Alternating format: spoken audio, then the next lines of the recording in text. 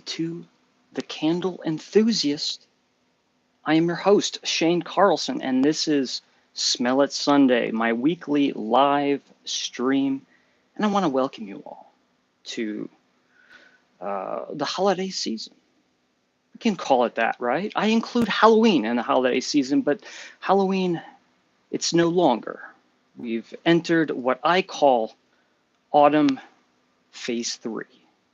Autumn Phase 3 for me is the day after Halloween up until Thanksgiving or the day after. And whereas Phase 1 is the harvest and all of the fun beverages that we get at cafes, the pumpkin spices. And then Autumn Phase 2 is, of course, Halloween, but Autumn Phase 3 is the bounty. It's the warm and cozy. It's the fireplace. It's the dining room table. It's all of those wonderful aromatics. And it's always a great time of the year. You know, needless to say, but I will say it anyway, you know, we can forget about this so-called Autumn Phase 3, right? Because we want to jump right into Christmas. And that's fine. But I always try to be diligent and at least, you know, make sure that I'm getting the most out of autumn. How do you feel about that? Welcome, everybody. Let me pull you folks up so I can see the comments. And then we'll start checking out some things that I pulled from my collection this evening. Speaking of this evening, I've been playing around with these times of the live show over the past several Sundays. Now, it's very important that you folks chime in and let me know what time on Sunday works best for you. Earlier in the day, you know, while you're having the coffee or breakfast, you know, midday, or in the evening. I'm still deciding. I'm looking at the numbers of how many participants we have in it. It seems to be pretty much the same no matter what time I go live. And I see you all. I want to join you. I want to welcome you. Thank you for joining. It's hard speaking because I have to use the headphones because I don't have the microphone to work with my iPad yet. I'm going to have this figured out with webcam soon. But with these headphones on, they're noise cancellation, so I could hardly even hear myself. All right. Let's do this. While everyone's filing in, let's talk. What do we want to start out with? That's the question. In the title, I put Yankee Candle Archives, and I do have some what I consider my Yankee Candle archive selections, but I also have a spattering of other producers as well. You know, let's start off with, here we go. Now there's a rhyme and reason for why I picked the ones that I've chosen, and I'll explain in just a little bit. Let's start off with Yankee Candles Hollyberry. Now, this is not a black band. As you can see, black bands were retired in 2006, 2007. But for a short while, the Yankee Candle label existed like this, without the bands, but for the most part, everything is virtually the same. And, you know, I love, there's several images about winter and you know, the Christmas season that just immediately send me into the Christmas spirit. Let me collect my thoughts here. And, you know, one of those images is the hollyberry or the red winter berries. we have the decorations. If you take that route. I have some. I don't know if you could see them. It's kind of far, but I have some holly berries there. Um, and I think the association, despite them, many of them being perhaps poisonous, I really don't know much about the holly berry. They provoke the idea of cranberry, very, very tart, sweet red fruit. Um, but for me, quick little personal story. When I moved back from California, 2015, in 2016, I went on a road trip, and that's really what was the birth of this channel, the Candle Enthusiast. I didn't know what I was doing. All I knew was I was going to travel. I was going to be on the road around the holiday season, and I was going to talk about candles. And I ended up one night in Sturbridge, Massachusetts. And I had a wonderful time. All these videos are documented if you want to look them up. But the morning I woke up in Sturbridge, keep in mind, I was in California. I hadn't seen snow in a very long time. I opened up the drapes to my hotel room in Sturbridge. Snow, frost.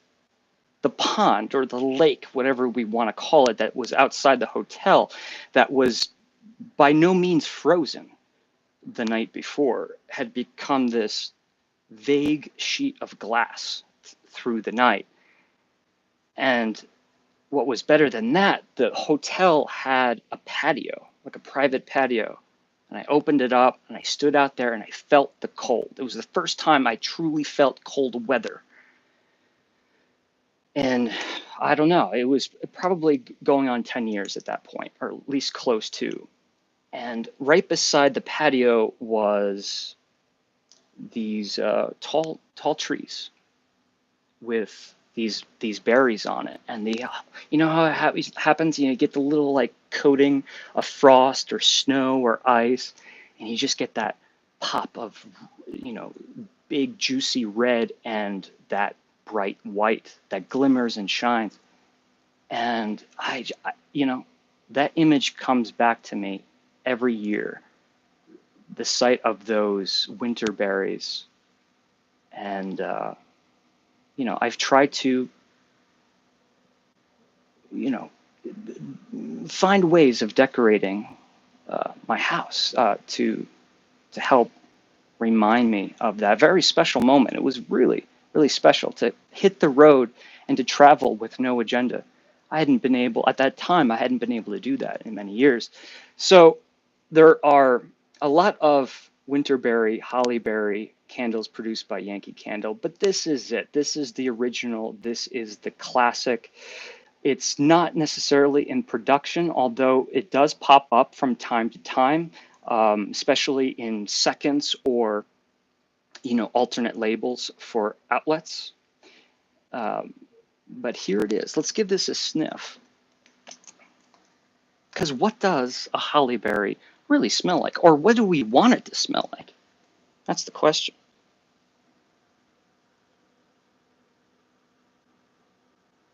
Yes, yes. The reason why I really like this one is because it doesn't decide on super cranberry or kind of a bright fruity floral. It's in between. You have a deeply musky, still soft, very soft. Like, let's say we have some fragrance that we sprayed on some furniture. We let it sit and we came back a week later. It's that vague fragrance was once here, muskiness, kind of in the rose category, with some fruitiness, not super bright. This is not necessarily cranberry to me. This is more of like red currant, rhubarb, And I want to really emphasize on the lack of perceived tartness. This is a kind of a robust red fruit. And I love this. There's always candy. At least with me, there's always candy. Candy is just a perfect way to describe things that we all know. Like, it's amazing how cereals, candy, all the really, great things from our childhood, how when we're trying to explain a fragrance or an aroma of some kind, that these things from childhood are really some of the best tools in helping to describe these smells. And my point is going to be strawberry Twizzlers. Yeah. It doesn't smell like candy. Like, trust me, this is not uh, kind of a bright juvenile kind of in your face fruity tooty kind of thing. This is like legit. Maybe if we want to think of red fruit dehydrated, maybe if we want to even go slightly into that territory of potpourri, that kind of, for me, potpourri was synonymous in the late 80s, early 90s. That's really when it was like the heyday for mainstream consumers anyway. And you get a little bit of that red berry or cranberry spice, floral spice. Speaking of that, we have a little bit of cinnamon in there. Vague stuff, but there's some spice cabinet in here. Hollyberry by Yankee Candle. What is your favorite Christmas? It's called Christmas or winter holiday berry candle. It doesn't have to be Yankee Candle. It could be anything. What is your favorite? And it could just be simply because of the label or the artwork. Any reason's fine. Now, one of the reasons why I chose that candle to share with you today is because we said this was, 2006, most likely 2006 Yankee Candle. Some can call that old. To me, that sounds like it was just yesterday, but I suppose to the younger demographic, that is quite old. But here is something that's quite a bit older. It is hollyberry. Yes, it is. But this is mid to late 80s pillar candle produced by a Yankee Candle. This was before house warmers. This was before most apothecary jars, folks. This was old school Yankee Candle. Now, Yankee Candle, we all know, was founded in 1969, but Yankee Candle really had its main run as far as popularity, first run with popularity in the 80s. And this was what some folks might consider the first golden age of the Yankee Candle Company. And back in those days, we had a written, not necessarily a written description, but some piece of literature that would be inspired by the candle, or sometimes it was some form of excerpt from poetry or whatnot. Some of them are very interesting. I would love to know where some of these descriptions came from. Let me read it. Very difficult font to read. 15 species of the hollyberry shrub and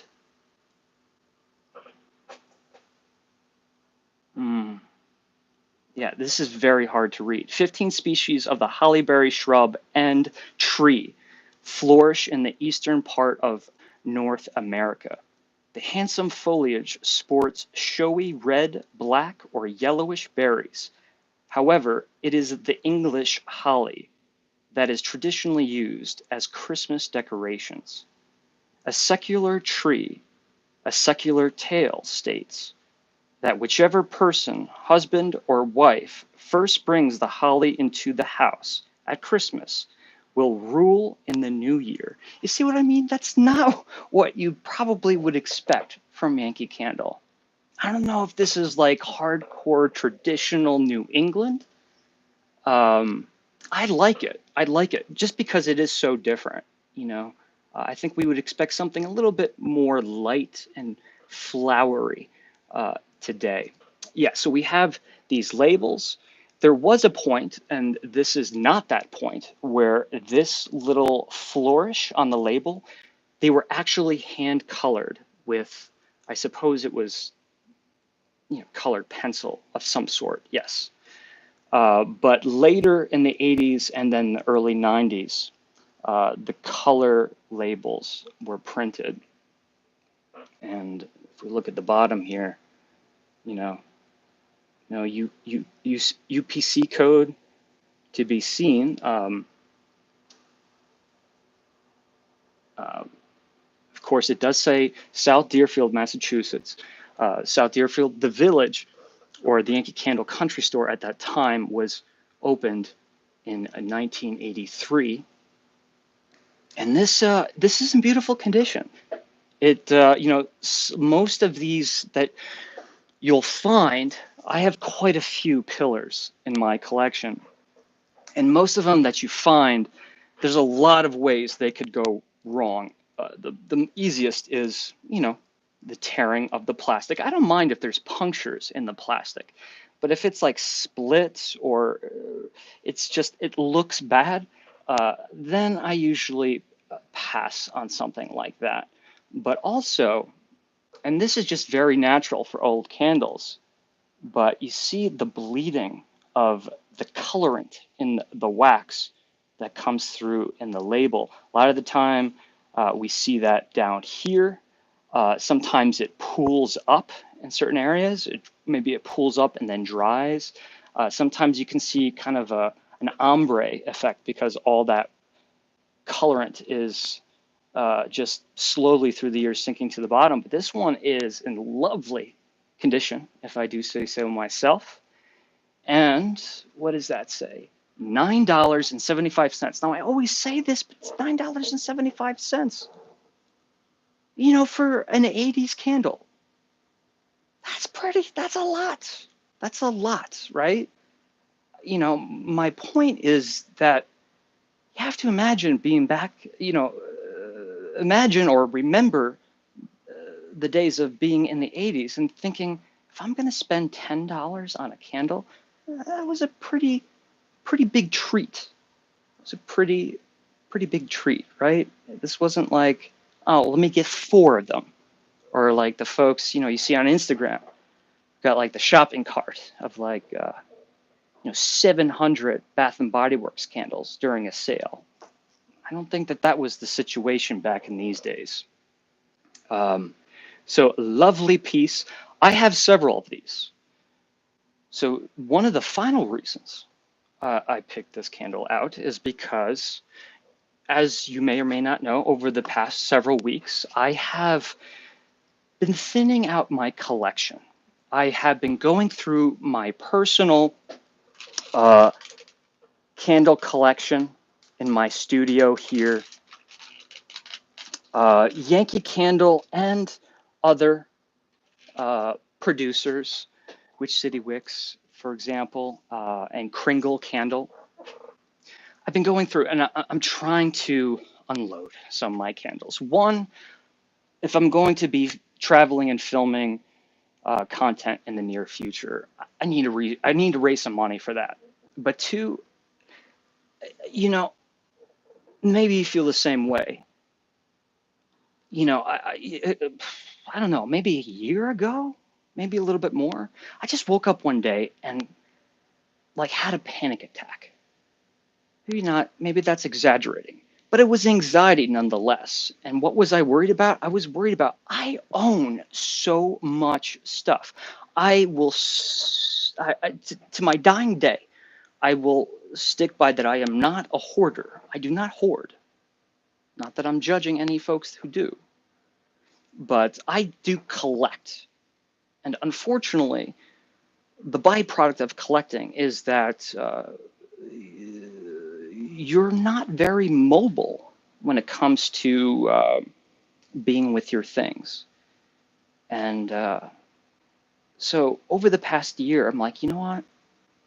I don't know where I'm going to be in 5 years. I don't know where I'm going to be in 30 days, to tell you the truth. I'm okay. I'm not going anywhere that soon. But yeah, like if I don't want to wait to the day where I'm like, you know what? I got to move. And say it's somewhere far. And then it's too late at that point. I'm like, I have all of this stuff. How am I going to transport it when you imagine moving across country with 1,000+ Yankee candles, some of which are worth, I don't know how much they're worth, but they're worth a lot to me. Um, Imagine traveling across country. That's not good. I did it once with 300 candles, 300 Yankee candles, Northern California to New York. And that was a lot of money. That was a lot of money. I don't know if I want to do that. Now, I'm not saying I'm going to be selling my Yankee Candle collection, but I own so much more. I have these pieces in my collection that I don't need, or in this case, I have several. And, well, maybe I should be using these things, putting them up on eBay and raising funds for future content while also minimizing the stuff that I have. I don't know. I did it as an experiment, but it actually worked. It worked really well. A lot of you folks supported by showing your bids on eBay, and wow, this is good. Maybe this is better than asking you folks to buy T-shirts or to be a part of Patreon, the Candle Enthusiast Patreon page, even though that's pretty cool. Maybe this is a better means of putting the funds together for traveling. What do you think? So in the link in the description of this video will take you to all of my eBay listings, but really all you have to do is go to eBay, in the search bar, TCE, the Candle Enthusiast, Candle, TCE Candle. All of my stuff will come up. All of my stuff. Holly Berry.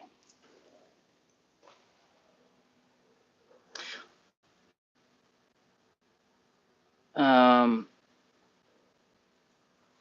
I remember watching that video. I believe uh, uh, where the comment is in regards to that Sturbridge video. All done on my cell phone. All done. I don't know. It was the iPhone 6, 7 at the time. I can't remember. That candle is old. Metal cans back then also. Yeah, so the cannikins, and I think they were all called cannikins, but they did come in different, these were the classic cannikins. Seriously, simply just like, a small paint can. But there were like square, larger tins that were uh, released, at least as far as exclusive to the Yankee Candle Village or the Yankee Candle Country Store. I have several of those, but I do want to warn you guys, something that it's not really a big problem, but something that has set off, the kind of my spidey sense is that every now and then I come across a very rare looking Yankee Candle product on eBay. And I wonder, I wonder if it's counterfeit. I know that seems like a weird thing for people to counterfeit, like very obscure, like vintage Yankee Candle products. But isn't that the whole point of, how these people stay secret? Is just looking for things that are not really, really high in demand, but there's certain collectors out there that are willing to spend a fortune. I don't know. Just be extra careful if you find something that you're not sure of. Or even send me the link or some photos of what you found. I always enjoy, it's kind of a fun in the morning coffee exercise when someone sends me something like a picture of an old Yankee Candle or something that they might suspect is phony. and I kind of do my breakdown on it, cross-reference all the things in my collection and see if everything adds up. So feel free to do that. Good way to send me a message is through Instagram. My handle is candle.enthusiast. So head on over and follow me. Let's do another pillar candle.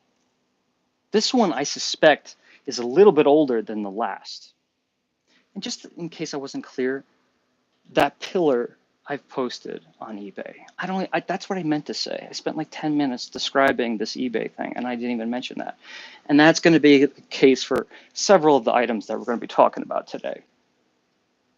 This one looks a little bit older. There's certainly a little bit more patina to the paper. Maybe it's not older. It's just, this is obviously it's been through a little bit of, rougher handling throughout the years, but still not bad for mid 80s. We see a little bit of a tear. Like, this is where, I'm okay. If it has this amount, if it was ripped open and things were falling, no. Look at that wick. I mean, it's not coated in wax, and it's all unraveled. But that's a pretty big wick. It's approximately 3 inches. It's more like 2 3/4 by 9 inches tall. And this is going to be cranberry. I don't know why I didn't grab. I have an old jar of cranberry. I don't know why I didn't grab it. But since this has ripped, and you can see how the dye, the dye has just seeped right into that plastic. But since it is peeling just a little bit, there's some fragrance there. There is a good amount of fragrance there. And if I put a small amount of heat here, like if I took like a craft warmer, like a heat gun, very gentle one, or if I just for a couple seconds put some flame on this, that would kind of activate the locked aroma with inside. But yeah, this is not kind of like that hollyberry. It's not this super juicy, bright ocean spray kind of cranberry. This is a little bit more, I don't want to say old school, because even if I use the word old school, that makes me sound old. It just, it smells like home fragrance of a time that is long past. I think that's a good way to say it. If we saw a cranberry candle released today, we're already in that, ripe and juicy, jammy, candy forward, perceived tartness. Like if you tasted it, it would be like razor sharp acidity, lush red fruit. But this is a little bit more of that quieter red berry, floral, musky approach. In fact, I wonder, like, how seriously different hollyberry is from that cranberry. Yeah, okay, well, much different. Okay, so there's more of that strawberry Twizzler thing here, and more floral driven on the hollyberry, where the cranberry is a significant amount. Again, I'm just smelling the surface of this candle, but a significant drop on that floral note. But still very much, imagine if we took a grape press. It's actually called a wine press, but you know what I mean. You know, we filled it up with cranberry, and we twisted that thing, and we just compressed that fruit, macerated that fruit, and we got all of the must, M-U-S-T, not musk, must, which is the solids, the skins of fruit. We don't get rid of it. I said get rid of it. We get rid of the juice, and we just have the skins, the solids of those cranberries. Now we're in that territory because it's not so much about the juice. It's not so much about the bite into it and the snap and the tartness fills your mouth. This is really more about the complex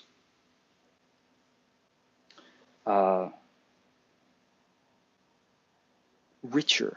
I'm going to go with richer aromas of fruit other than the juice that is inside. Cranberry. Yeah, man. I mean, I don't know. If Yankee Candle or other popular candle companies were still making pillar candles, would you be buying them? Would you be using them? I mean, no question that if we burn this the day it was put on the shelf, it wouldn't be as strong. I'm guessing. I never did way back then. I don't think it'd be as strong as, say, a house warmer or an apothecary jar. We're dealing with a much harder wax. It's just a higher ratio of additives, fragrance oil to paraffin wax. It's going to be a lot more paraffin wax than what we find in the jar. It's how it keeps its shape. But you wonder how strong they would be. And maybe they didn't have to be so strong, because are you just going to burn one? I could see a pair of these on the mantle, you know? So burning two at the same time, I don't know. I do believe, I do believe that if Yankee had continued to produce pillar candles into the new millennium, I think I'd have a significant collection of pillar candles. Yeah. And because they don't, it never really became a big part of my burning routine. But maybe it would have if they produced them. I still say Yankee will,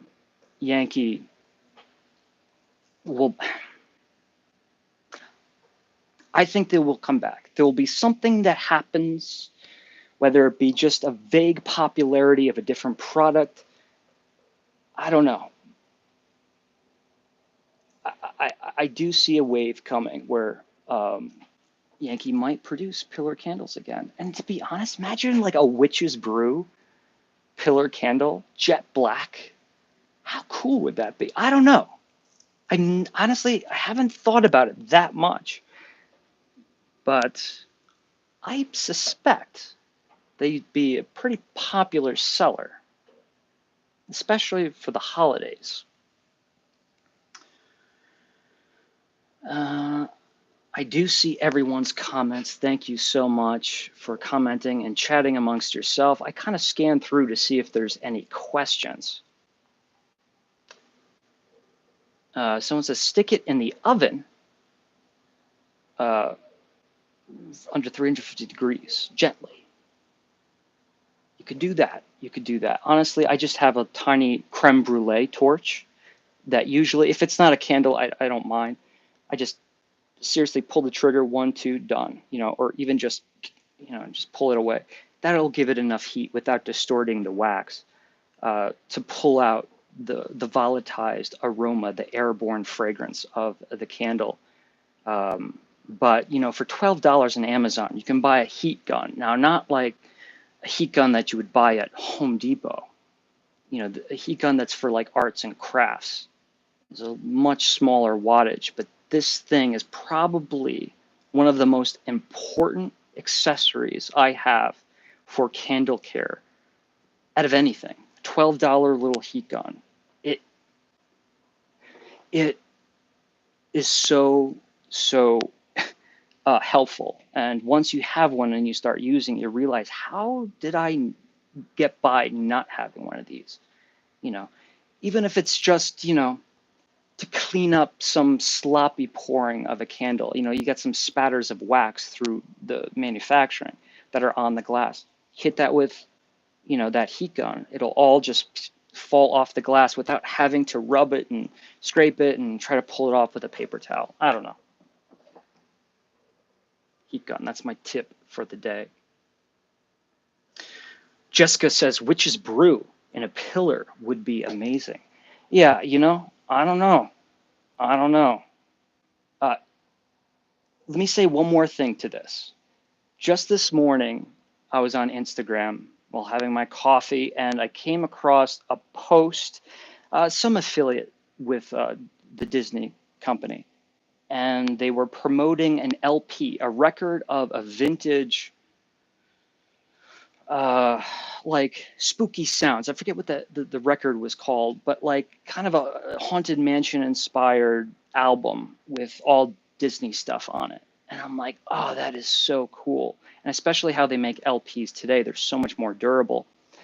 Um, yeah, I mean, I feel like a lot of people are starting to catch on to the power of nostalgia. So what if Yankee Candle did release pillars, not in everything, but they released pillars of vintage products and even made them look vintage, the same artwork and all of that. I just don't know if Yankee Candle, the way it exists, has the knowledge of how uh, important the history of the company is to the a lot of the consumers that are out there. Like I really don't know if they understand the treasure trove that they own. And when I say Yankee Candle, I don't mean Yankee Candle. I mean the series of conglomerates who have handed Yankee Candle back and forth over the past 6 or 7 years, or 15 if we want to go back to 2012. Although that wouldn't be 15, that would be 10, wouldn't it? Question: do you remember the Christmas Eve candle? Um, I almost pulled it out. Yes. So Christmas Eve was a very, it goes back quite a bit. Not as far back as like the two I just showed you, but I would imagine the first Christmas Eve would have been late 80s, early 90s. And it had a series of really cool labels. And I have a whole section on my shelf that's just kind of the retrospective of Christmas Eve. It's not a berry. It's not a berry. It's not a very popular fragrance.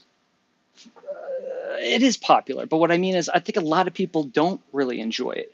And I can understand because it doesn't scream Christmas. It's more of like a cherry Dr. Pepper with some additional spice whipped in there. But I think it's great because it for folks who don't like all of the cloying spices of home fragrance for the holiday season. The Christmas Eve was a very friendly, approachable candle. So I find that it was always a great alternative. It's also, I believe, the same fragrance, at least for the most part, is the same fragrance as Yankee Candle's Sugar Plums. Sugar Plum. Thank you for the question. Matthew says, Matthew's our friend, by the way. You're all my friend. But Matthew, Michigan resident, if you remember a couple weeks ago, sent the care package of Michigan products, which I am enjoying, Matthew. Thank you very much. I've actually dipped into quite a few of the things in there already. But what was his question? Finally caught a Smell It Sunday live, even if I am a little late. You're not that late. Nice to have you, Matthew. I used a hairdryer to fix candles that are starting to tunnel. Absolutely. The hairdryer, if you don't have anything else, perfect. But what's the problem with the hairdryer? The fan, right? There's nothing worse than heating up a candle, trying to fix something, and you tilt it just the wrong way, and suddenly you have scalding paraffin wax staining your house or getting in your eyeballs. Um, so you have to be a little extra careful.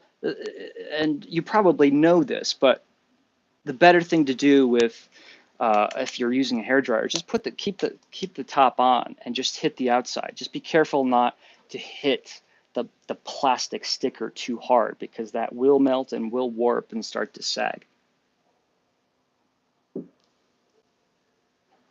Hit that. That's right.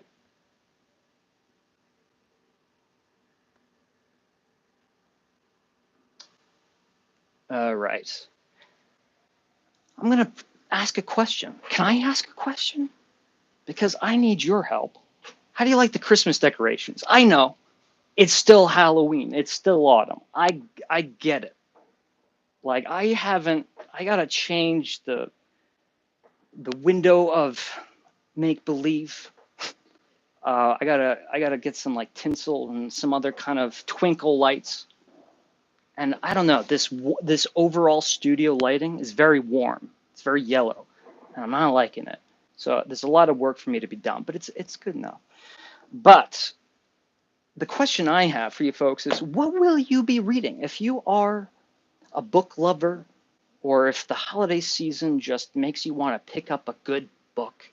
What are you going to be reading this season? You know, I've been very successful in reading a lot of, horror novels throughout September and October,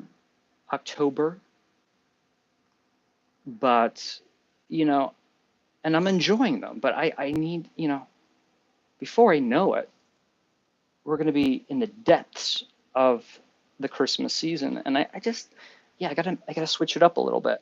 So please leave a comment, whether in the chat or in the description or in the comments below, because I think a part of the problem is we're going to get back to some candles, but this is important. At least it is important to me. I go to Barnes and Noble like once a week.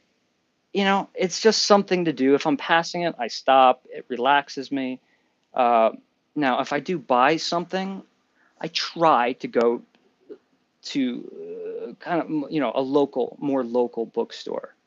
I have several of them by me, but it's just a great place to go shopping. But I was there the day after Halloween, and I was looking around, and they already had their Christmas selections out. But I was just astonished that there really isn't that many Christmas books. Certainly not classics. There's a whole slew of things like this that are easy to find, and to find them quite cheap. I love these things because, yes, I will fully admit, I bought these books based on the cover, but I got them used for like $1.50 each, uh, all by the same author, right? Melody Carlson. Maybe it's a distant relative of mine, but this artwork is just, it speaks to me. And there's tons of these options. But as far as like the quality of the storytelling, I mean, this author, I looked it up. She has put out like over 250 books in her short lifetime, because she's not an elderly woman. No, she's not. So I don't know how much love and care are going into these. It's really more of like, how fast can they be pumped out. These are fun, but I am more, I like to sink my teeth into more of classics, or something that has a little bit more substance, something perhaps that once I'm done, I'll say, maybe I'll read that again someday. But when I was at Barnes, you know, it's like, what do we have? We have tons of beautiful books, hardcover books most of the time, that are like Christmas anthologies. Maybe it's got like Dickens and Nathaniel Hawthorne and Washington Irving. It's just a collection of short stories or poems or songs. And the books are beautiful, but like, the stories and everything that's inside, I already have them. So although the books look pretty, I want like a new stuff to read, and that's where you guys are gonna come in. You're gonna help me out with that. You know, um, one of my favorite books. Yes, of course, one of my favorite books. I don't know why I was about to balk there, but a book that I try to read every holiday season. It's very hard to read this, um, but Charles Dickens' The Christmas Carol. Now, it never gets old. It's timeless. It's certainly a classic. Use this edition. This copy, easier to read. This is a part of the cloth-bound Penguin editions of the all just classics. The Penguin Classics cloth-bound edition. There it is. I love these editions, man. And this one, how good is this? The white, it just looks so good on the shelf. And the art on this particular book really is suitable. Some books, it doesn't, the art that they put together for these doesn't look great, but because these are snowflakes, the repetition makes this look perfect. And, I think some people would have a problem with these books being maybe a little bit too stiff, maybe the font is a little bit too small. But, my biggest issue is always um, being able to read and not dip too far into the crevice there, because I do not like to break the spine. Um, the Christmas Carol, yeah. So I read it every year, most every year, and I usually do it while sitting at a local Starbucks. It's something I picked up this year already, and I think this could be purchased on Amazon. It was like $12. This is a what they call a facsimile edition. So I'm still kind of new to this world, but the facsimile is kind of a recreation of the first edition, or a recreation of an edition that was very relevant. Yeah, if we're not talking about the original manuscript, if we're not talking about the other publications of the Christmas Carol, this is how you could have purchased the Christmas Carol way back in Dickens' days. Yeah. And I love the size. This was the size that it was, and it's very small print, but we have original manuscript copies. Actually, I almost said Dick Van Dyke. Charles Dickens' actual handwriting and the very, very early original illustrations that have been colored, they're all included in here. So this is definitely a nice collector's piece. Even the typeface is similar. It's not just that generic contemporary print. You can tell this was of an older look and style. Very cool. I think this is cool. And I will read this edition this year. Christmas Carol. Still got to read a lot of Charles Dickens. I'm very bashful when it comes to some of the holes in my classic literature, like things that I have not read. BB says, I have that version. Um,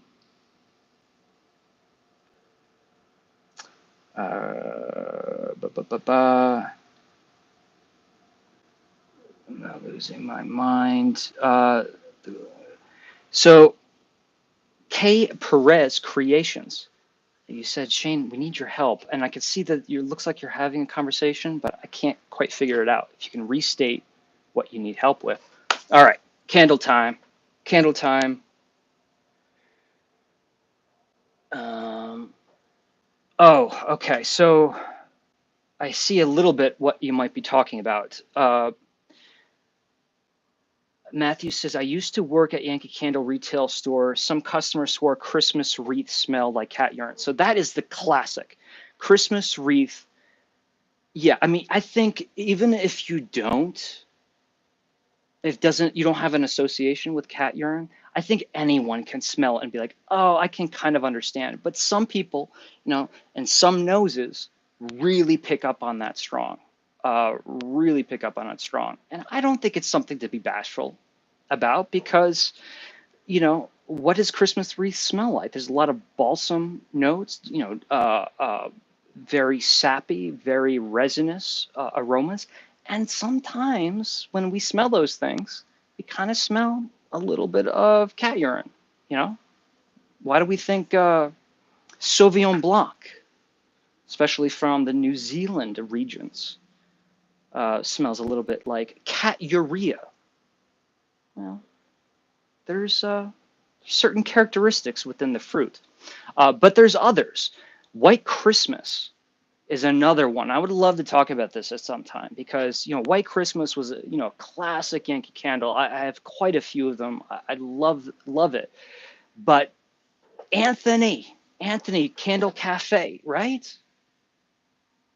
He's still around producing music. Congratulations, Anthony. Love to see you keep up the creativity and pushing forward. But Anthony doesn't produce candle videos anymore. But when he did, we were discussing how he said he couldn't stand White Christmas. And I'm like, well, why? And he said, it smells like body odor. And I'm like, you're crazy. Like, what are you talking about? I will be the first to admit that White Christmas smells very strong, very pungent, some would say. But I didn't understand what he meant when he said that, like body odor. But then I spent some time with the candle, and I was like, Anthony's not wrong. There is something a little bit funky, and I'm afraid to actually, bring this up because I don't want to ruin it for anybody. But most of us will remember White Christmas with this label. It's got to be my favorite. The little chapel. Um, It is so good. This is so good. Why do they not make this? And I think they still do. I think they still do. It's just not the same. It's just not the same with the little puny label. I think my eyes don't even go to it on the shelf. This is where it was at. But there were many versions of this. I don't have them all. Here was an early black band of White Christmas. This is not a stock photo. I wonder where these images came from on some of these older candles. The horse-drawn sleigh with the family. It almost looks like, did Yankee go out and actually photograph their own labels? That would have been cool. That would have been very cool. It would still be cool if they did that. Here's a pillar of White Christmas, and you see how big the actual photo is because it's actually cropped on that jar. It's only about that. It's fun to see these tall labels. And I always say, I just kind of made a stab at Yankee Candle's keyhole labels, the very narrow labels. But if you look at some of these older candles, it's kind of how they started, right? So it is what it is. I wasn't expecting to talk about White Christmas, but let's give it a shot. Yeah, it's good. There's just that really, really sharp zing that's in the background. It's almost like a lot of the times in fragrance notes, especially in higher end candles, when they put in cypress, it's that really, yeah, I mean, I always say bright. I just hope that you guys understand what I mean. Like, because I'm always repeating myself, that perceived tartness, like it's like a sour note. You can get that in certain conifer trees, and cypress usually is expressed in that way in fragrance. Oh man, I can't tell you how many memories, how many emotions this is pulling. I'm telling you, like, this never gets old. You know, I've been collecting candles for about 10 or 12 years. I can't really remember when it all began, but I've been burning candles my whole life, or they've been at least a part of my life at some capacity, and it just never gets old. This is a very, very powerful, intense, fragrant collection of conifer trees, you know, soft wood. We could say pine needles and sap, and juniper berries is a really good one. You know, pine cones, and that cypress. Again, big zing. Or just imagine, you know, like you had all of those pine needles and such, and you just squeeze some lime juice on top.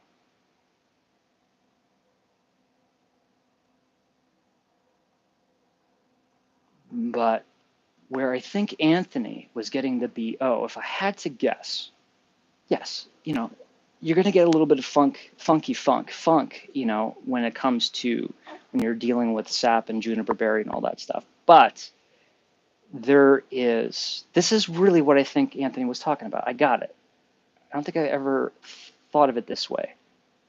There is a brininess.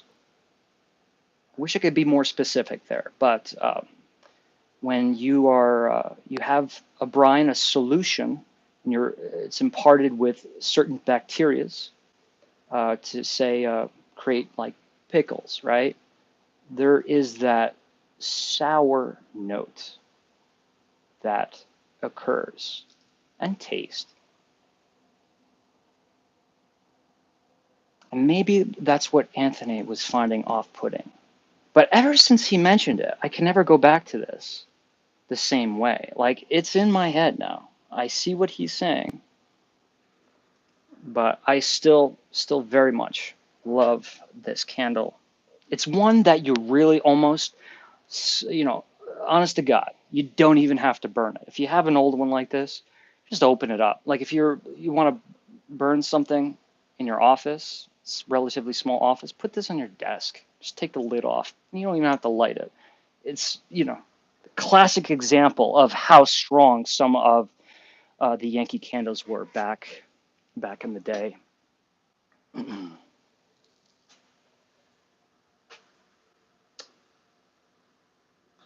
Makes you want to dream of a white Christmas. It does, doesn't it? I think the only other label that really pulls at the same kind of, you know, the same region, the same genre, the heartstrings, was Season of Peace. I've talked about that time and time again, but Season of Peace, that there's something about that label. Perfection. Odd fragrance. I like the fragrance. A lot of people have a problem with it. There's nothing wrong with that. Home for the holidays. Home for the holidays. Very old Yankee Candle fragrance. If there's any classic Yankee Candle Christmas scent, there was a place to begin, you know, drafting up a list of the Yankee Candle Christmas classics. You got to start here.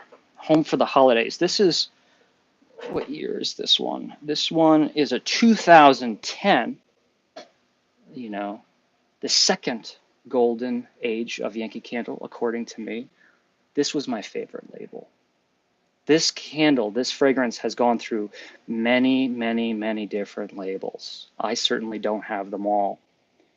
But even before they had labels, they were making this fragrance in the early 80s.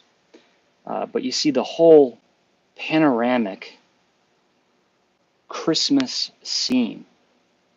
You know, if we have any photographers out there, even filmmakers, you know, this is what's a classic example of Yankee Candle labels telling a story. It's not just a pretty image, right?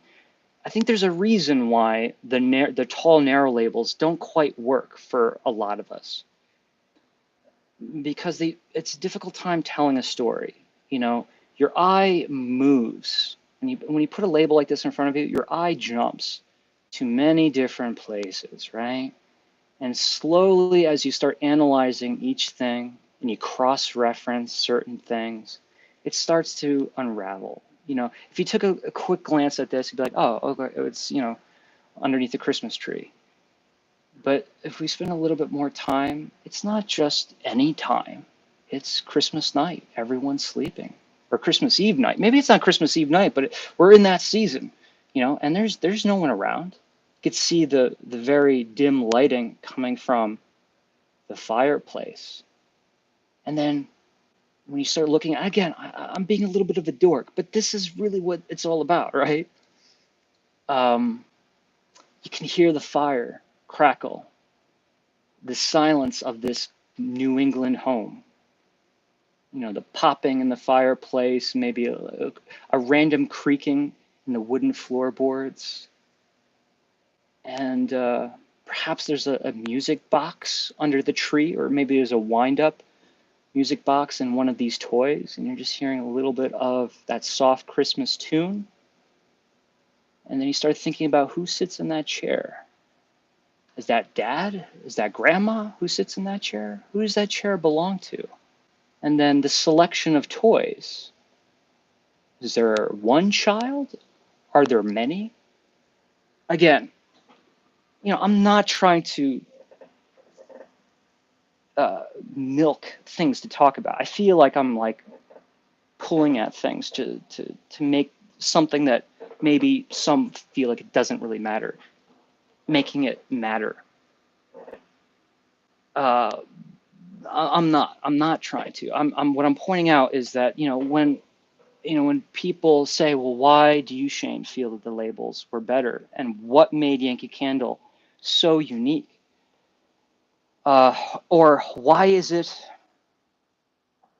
how is it different with candle companies who don't actually have photos on labels, like Bath and Body Works? They have imagery, artwork, but very seldom do they have actual photographs or illustrations of a scene, especially.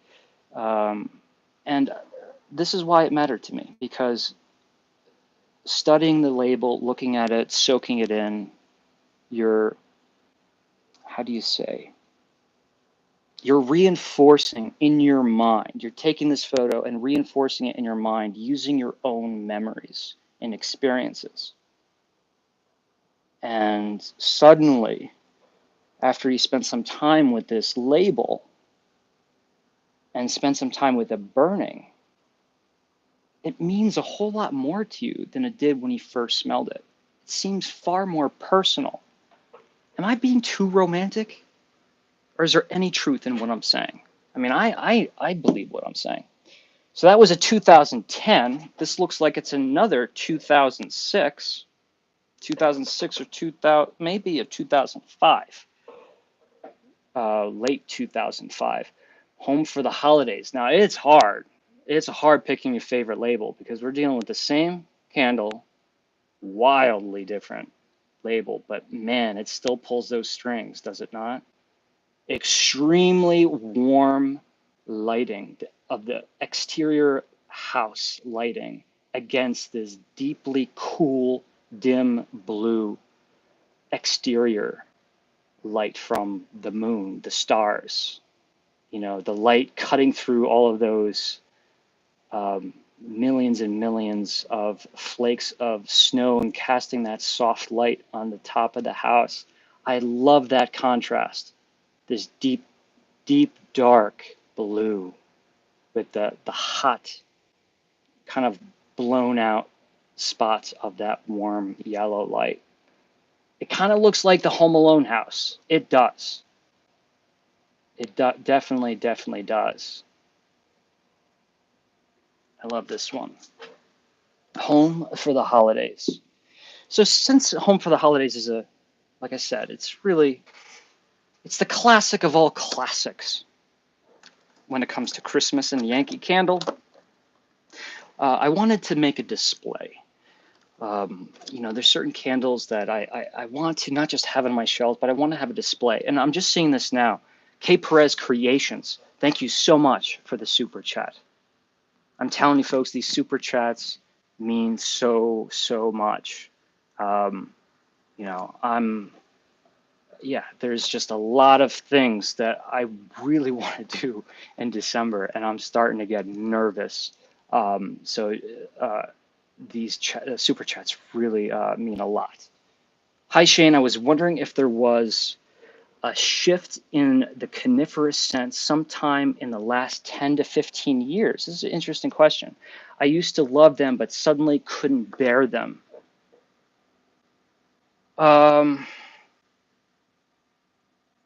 Yeah, that's an interesting question, and it's definitely something we'd have to think about. Off the top of my head, I think most of the coniferous, like pine, Douglas fir, balsam, cypress, anything that falls into that category, Christmas trees, blue spruce. I think contemporary versions are a little bit more menthol, not in all cases, but menthol, and certainly citrus. There's a citrus forward component to them. So they seem a little bit more bright. They seem a little bit more like, and this might be the problem that you're having, if you look at men's cologne, like contemporary men's cologne, it's usually, a combination of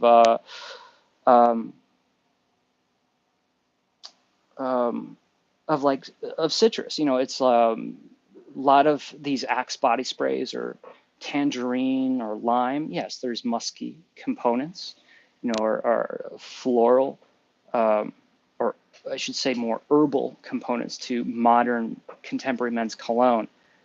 And so maybe you're kind of identifying or experiencing that. You're smelling some of these pine tree candles now, and it's bridging that gap of men's cologne and pine, right? You could smell Yankee Candle's Haunted Hollow.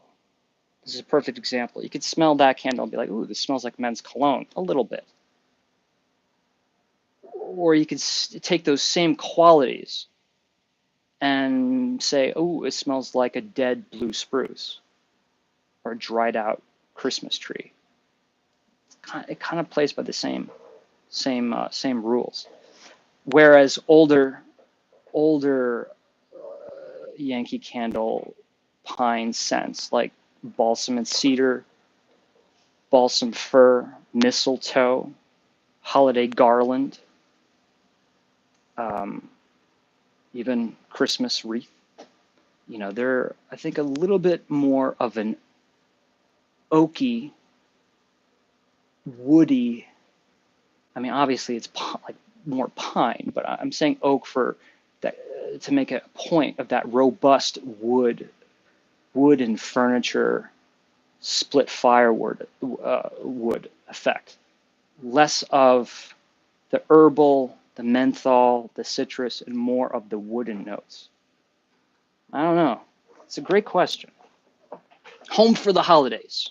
And Cameron, hi Shane, I love your videos and can't wait for more. Thank you so much, Cameron, for your super chat and your kind words. I appreciate that very much. Trying to think of a follow-up question for you, but I got nothing at this moment. Maybe I'll think of one. All right, so the reason I wanted to pick up and talk about Home for the Holidays today, because this is something that I really wanted. Oh yeah, I remember it. I remember these box sets back in the day, and they still make them, the baskets, but I remember this one. I'm like, oh, I wanted that. So several years ago, I bought a bunch, and I gave a couple away to family, and I currently have 2 left. And this is a perfect opportunity for me to share the Yankee collectibles and put this this one up on the Candle Enthusiast eBay page. This is awesome. I haven't done it yet, but what I'd love to do is put this in a shadow box and hang it on the wall. The only problem with that is I love the way this box looks, right? And if you put it in a shadow box, you're going to hide that. So maybe like a transparent shadow box, if they make such a thing. And when I eventually have that, this is going to be like a legit Christmas decoration. Like I'm going to hang it up on the wall or put it on the piano. Inside this box,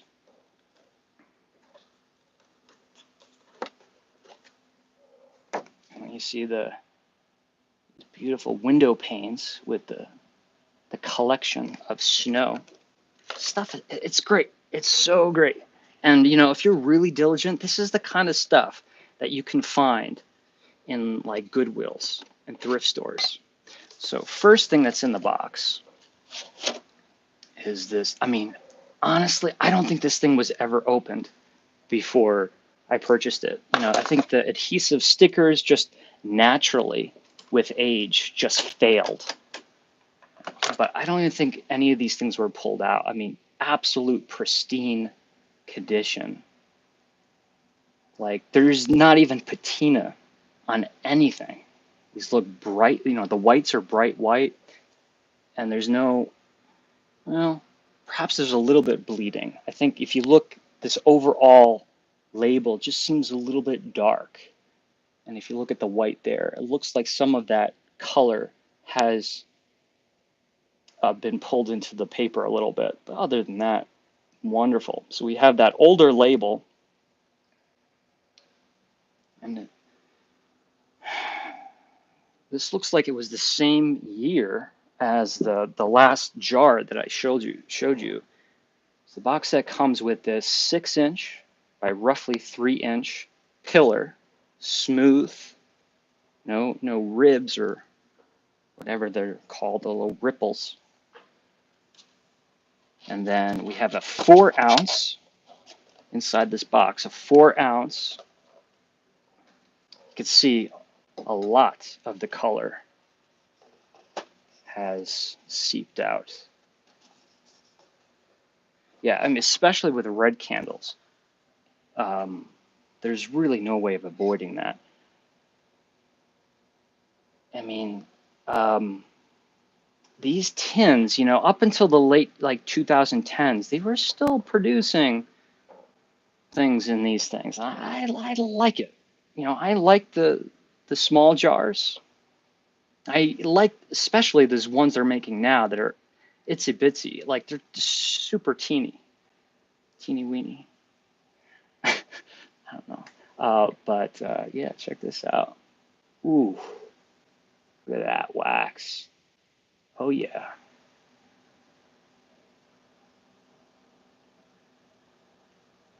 Whoa, Nelly. I mean, I don't know. How old? Let's say, let's give it the benefit of the doubt. Let's say it's a little bit younger than it could be. And let's say 16 years. 16 years old. And it smells as fresh and good as it does here. Oh yeah. It's good stuff. I'm getting excited. Can you tell that I'm getting a little bit more excited as we go further and further into these? And then, if that wasn't enough, what do we have here? I mean, I know what it is. It's really fun. Votive holder, the snowflakes. And I was trying to get this out right before this live, and I can't. So you see that we do have some seepage of the color that's now made it adhere to the bottom here. I could rip it, but I don't want to. If I'm going to put this up on eBay, I don't want to rip any of the labels about sealed. I don't know. You know, it's great. You know, a classic, a staple fragrance in the history of Yankee Candle. You know, something like this, hard to find, But you know, if you preserve it the right way, like I said, if I find the perfect frame, this will be a great little coffee table piece, or again, just something to pop on the piano or the mantle. Probably would not put it on the mantle with the fire, but I don't know. Or is it just me? I have so much nostalgia. Go to eBay, search TCE, as in the Candle Enthusiast, TCE Candle, to see all of my auctions. And all of the money, all of the funds, all of the proceeds, I should say, are going to help fund future productions or future video content for the Candle Enthusiast. And Matthew, favorite candle to burn for Thanksgiving dinner. Thank you for your super chat, Matthew. Really appreciate it. That's interesting. Home for the holidays. And I got something for you, Matthew. Home for the holidays. So, the Norman Rockwell painting. It's the one of four of the four freedoms, as they were called.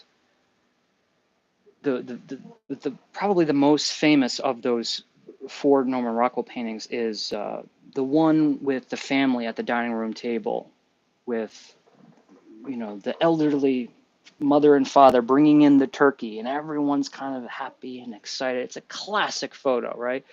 And although it's synonymous with Thanksgiving because it's a turkey, the painting was actually called Home for the Holidays. So there's something for you. If this is your favorite candle to burn for Thanksgiving, maybe, again, okay, so now I'm thinking, right? You got this on display, and then maybe you have like a smaller framed reproduction of the Norman Rockwell.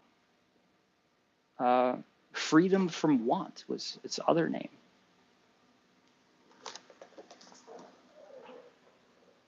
Very cool. Very cool. All right. Let's change it up a little bit. We talked a good amount of Yankee Candle, but I promised a few other things.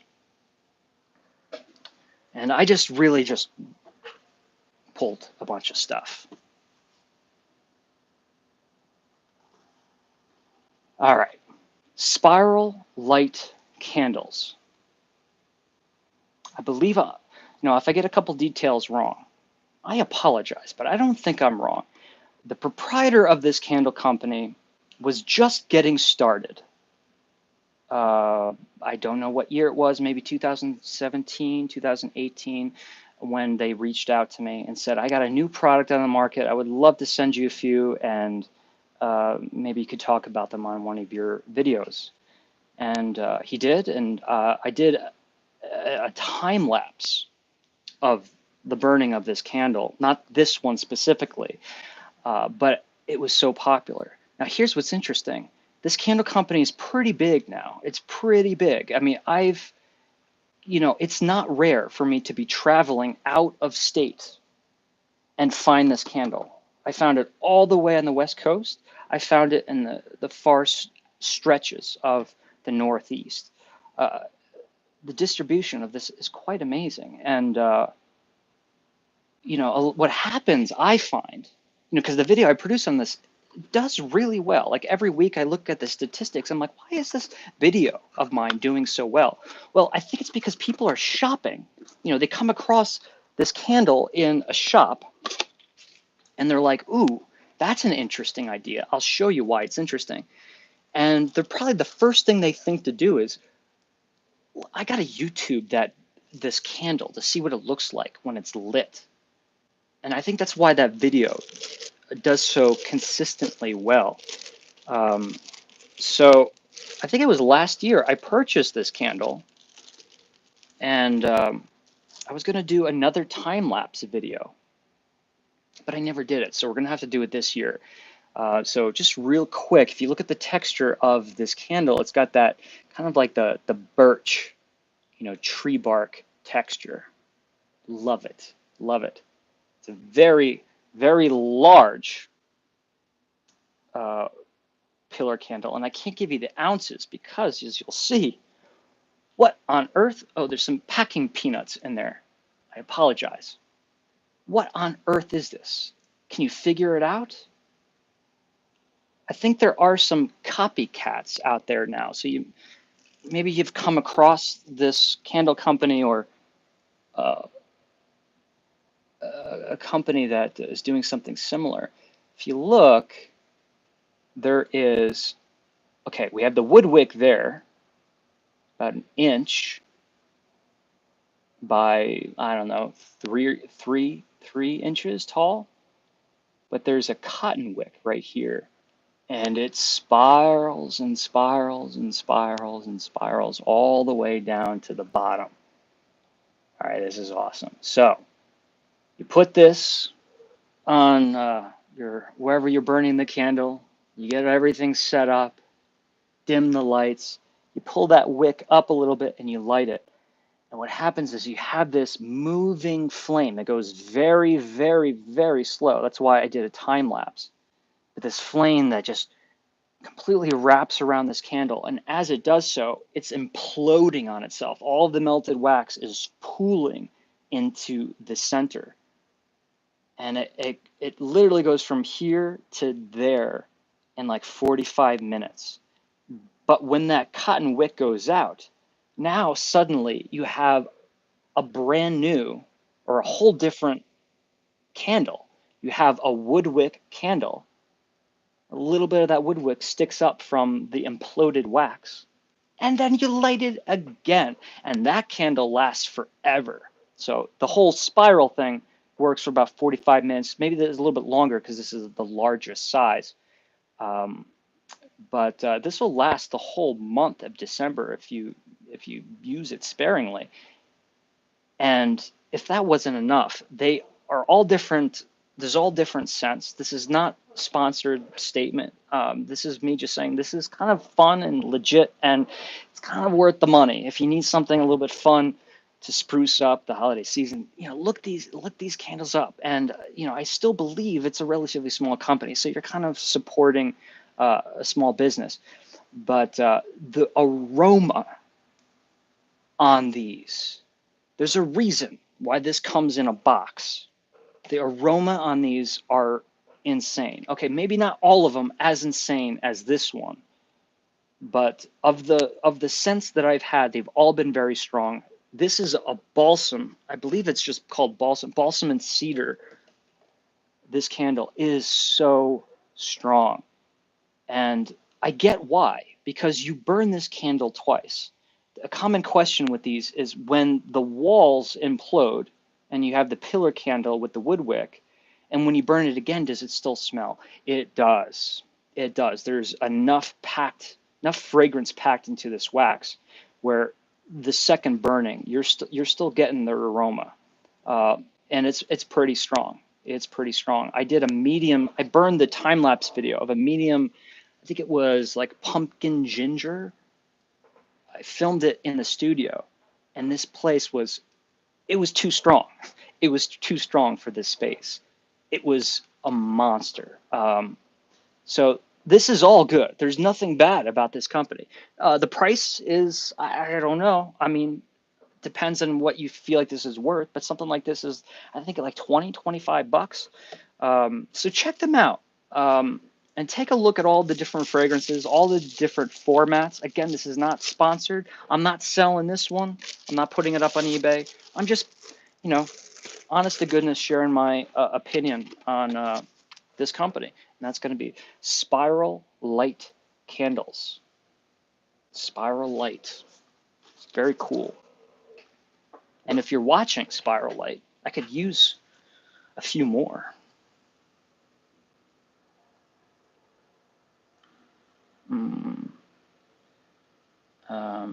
Lori says, "Oh my God! Oh my goodness! That looks so pretty." It does. It does. A Thanksgiving dinner sounds great to me," says Adam. Dale says, "How do I donate toward future videos?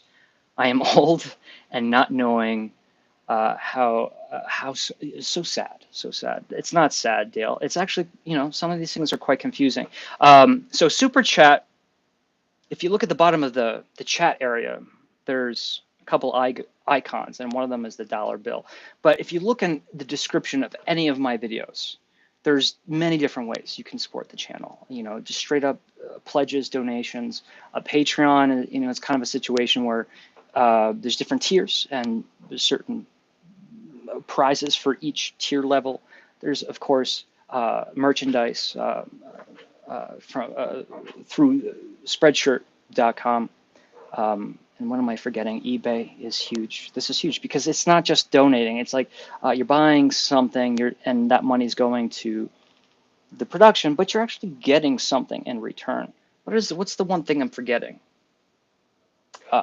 There's GoFundMe, which is a great way to pledge as well, because I think they actually take a little bit less of a percentage than other platforms.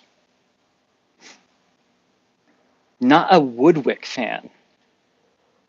Most of mine just made an annoying buzzing sound. Yeah, it's not really like Woodwicks. It's not so much like a crackling fireplace, as much as it is crackling bacon, sizzling bacon on a frying pan. It's a very high frequency sound, and I get it. I don't know. I could see myself becoming irritated if I was thinking about it too much. But I'm just a fan of alternate wick choices.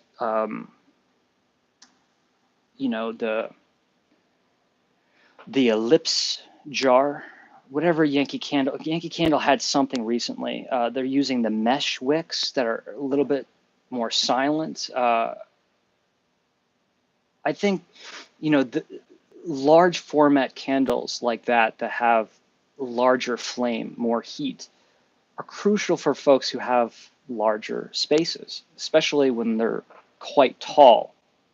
It's amazing how just an ordinary Yankee Candle can be, in some cases, too much, say for this studio here.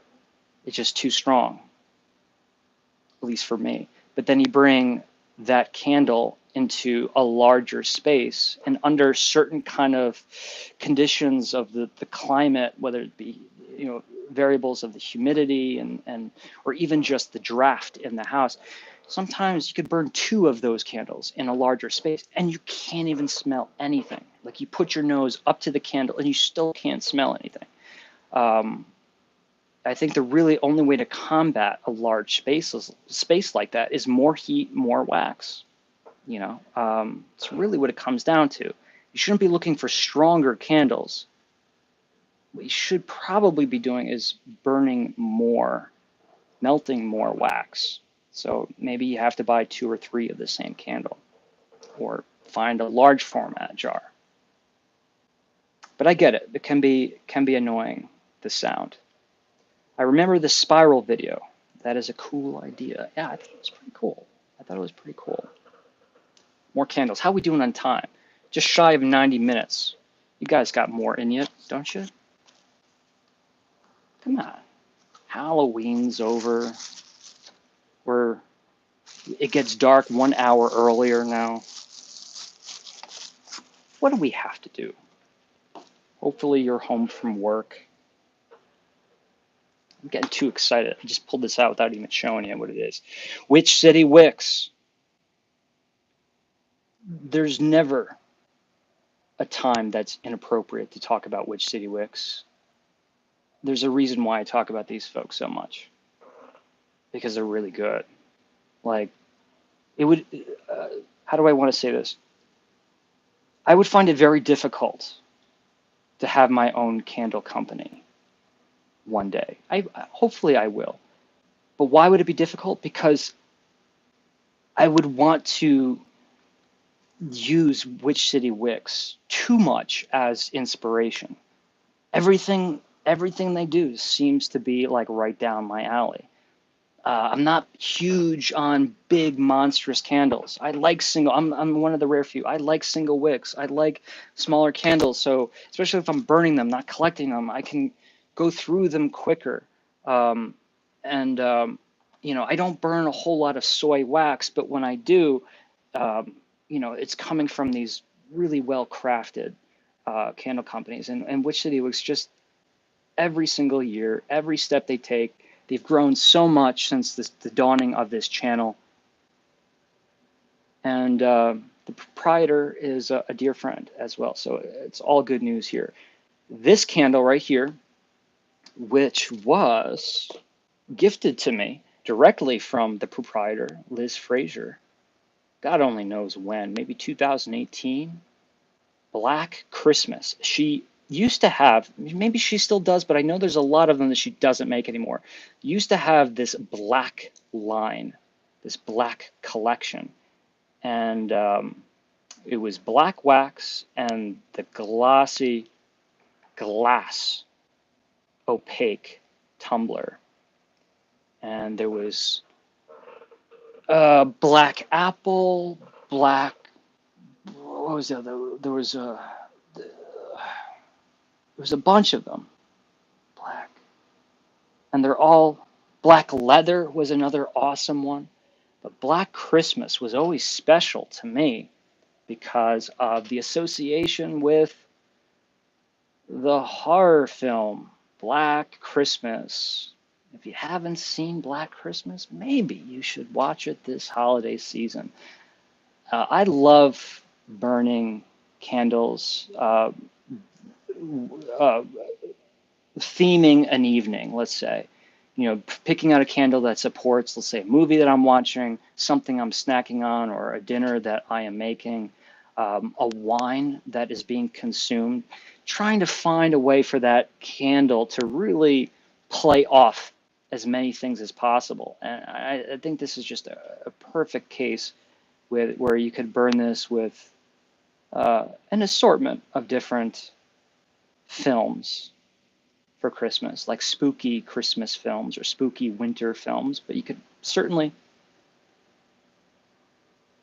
uh, could certainly burn the film Black Christmas, the original Black Christmas.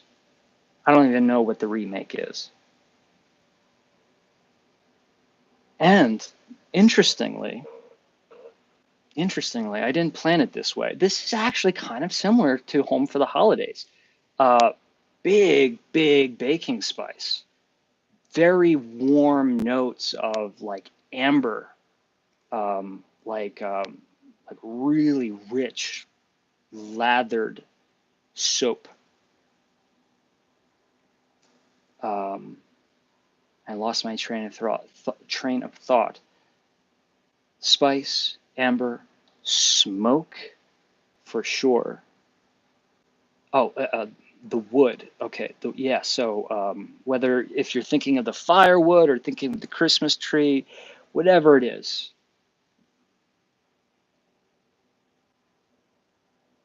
that is nice. That is nice. And you got those sparkles in the wax.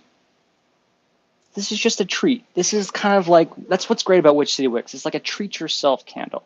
This isn't necessary. You could burn it for everybody in the house. You can put it in the living room. You can put it anywhere you want. But it's like sometimes it's fun to just like pick up a book, right? Pick up the Christmas Carol.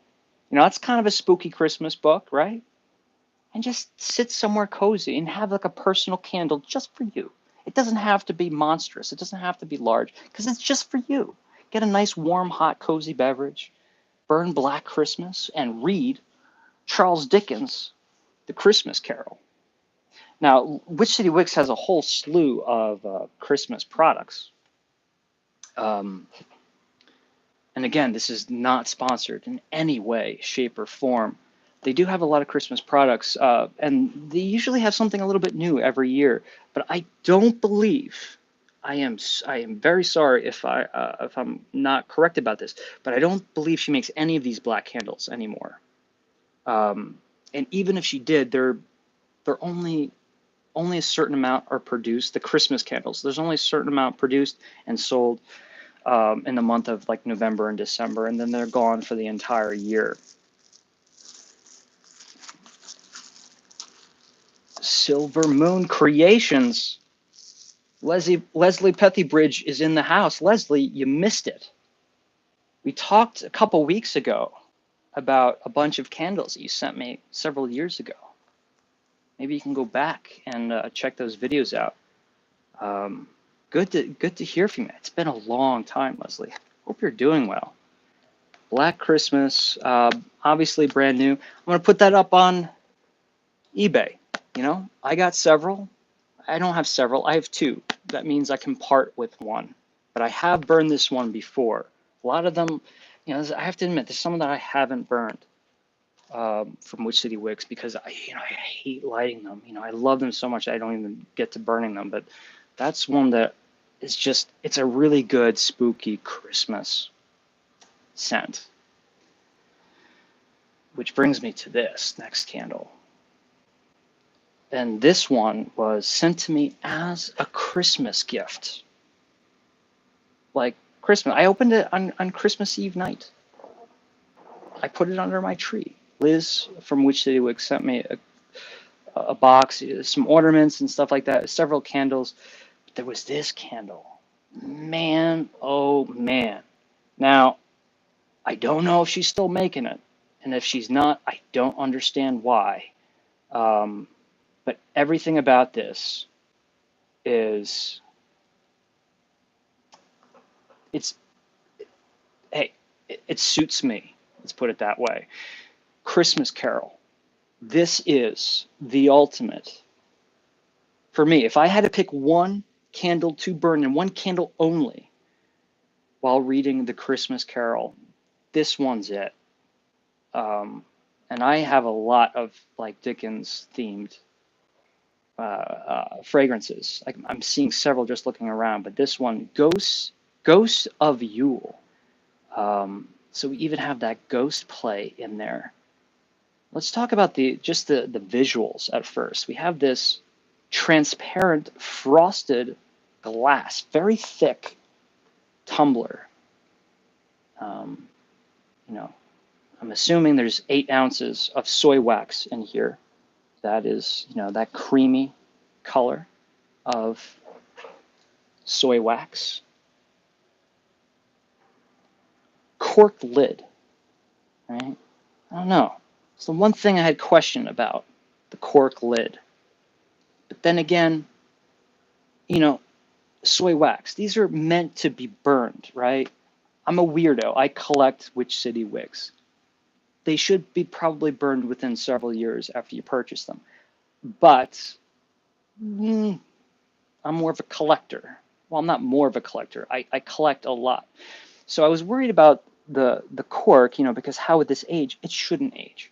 You know, this is something that should be burned and enjoyed. But the look is really nice. It kind of adds to that Dickens-esque quality. Smell this candle. As good as this candle is, you know, it's really hard for me to kind of put it in the file cabinet in my memory.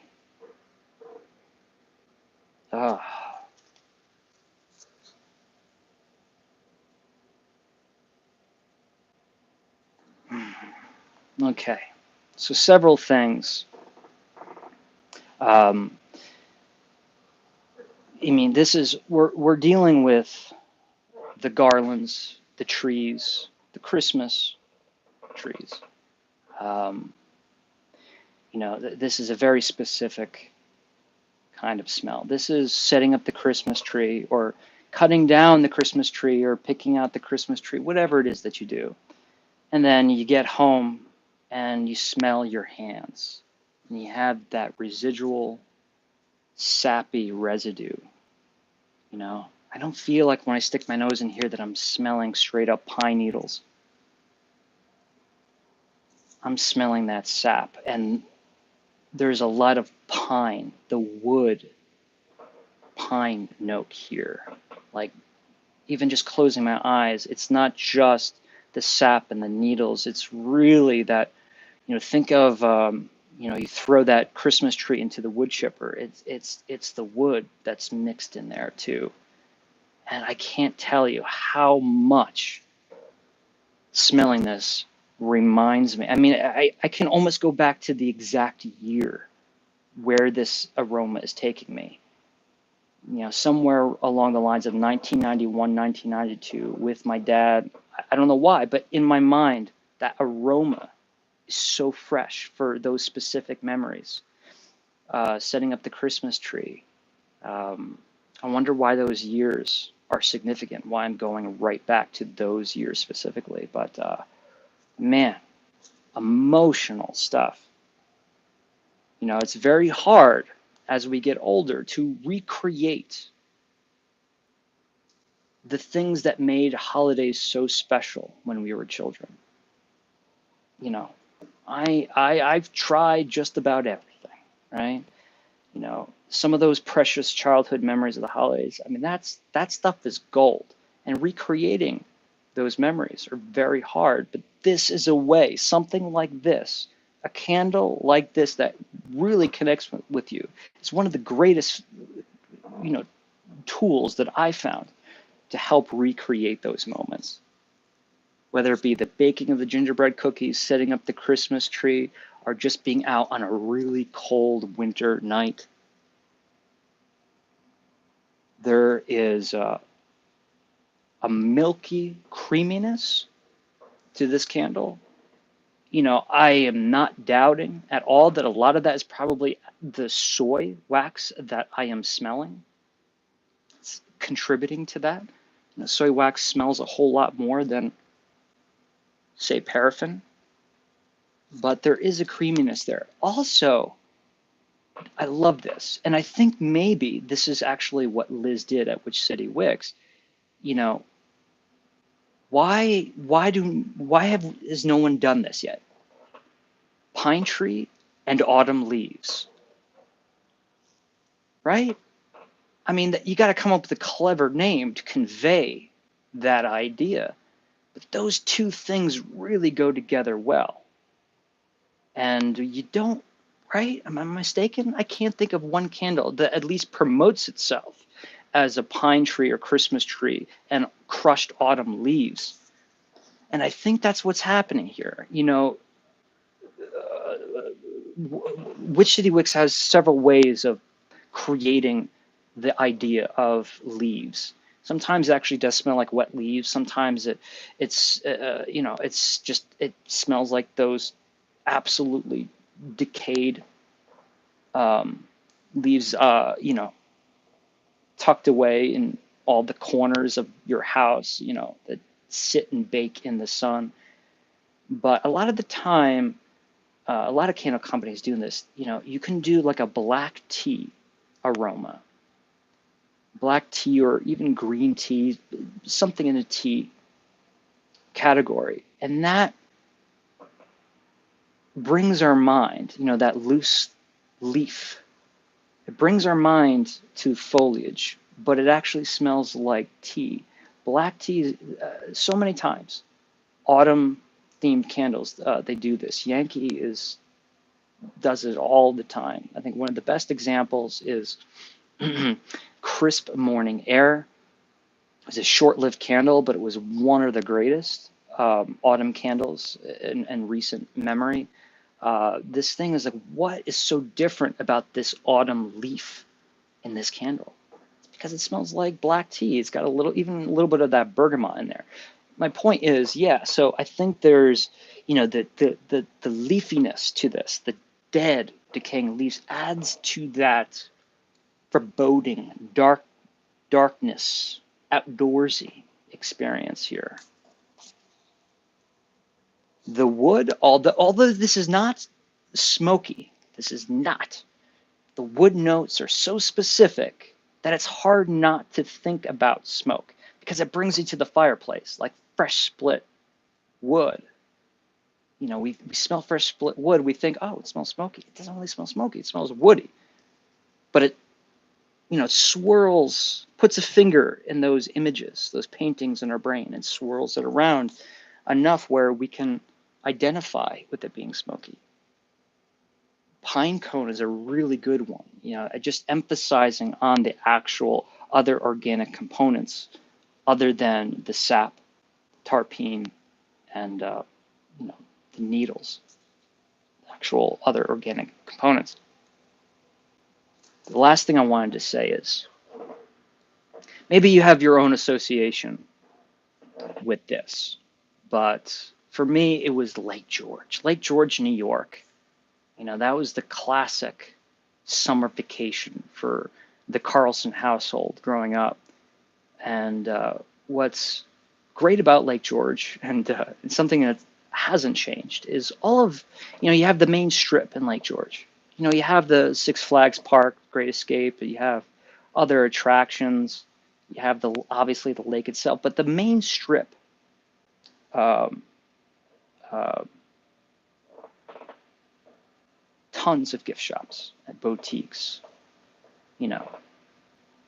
lots of places just sell like t-shirts and stuff, but a lot of those places are like those trading post kind of gift shops where you find like things made out of cedar wood and little knickknacks that you never thought you needed, but you see them and you're like, I need this.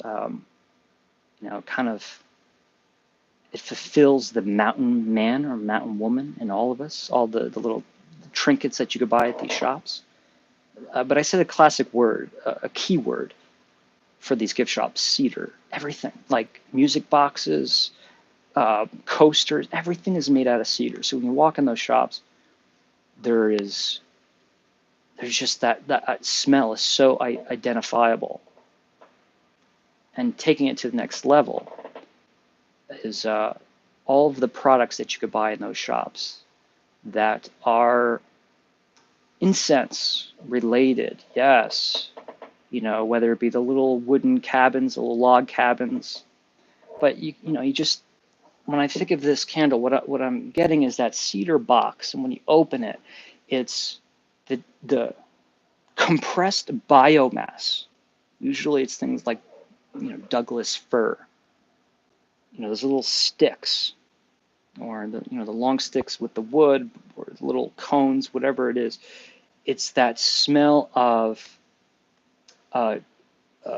compressed, concentrated, organic compost of wood and pine needles. Man, so wonderful. Such a wonderful smell, and I get that in here a lot. And with that incense, kind of ties in the idea of the church Christmas Eve incense.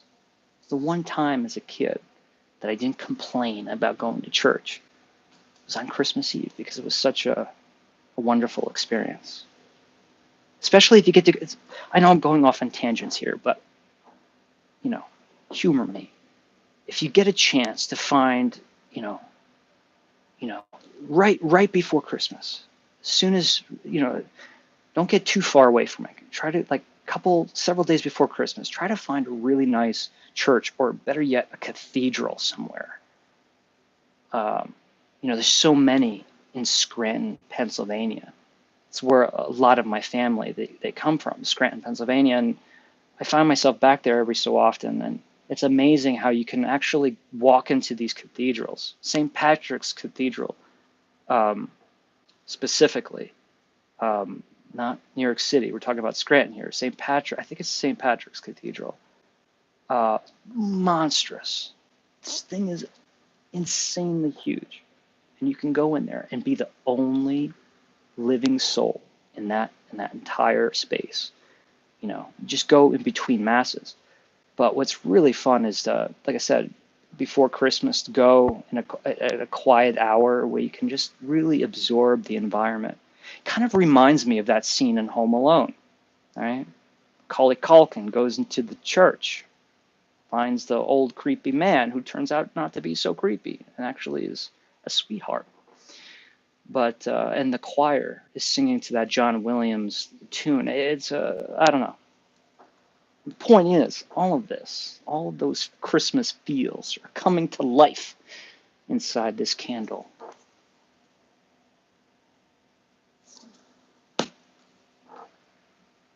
I'm gonna put that up on eBay. That's a good one. That's a good one.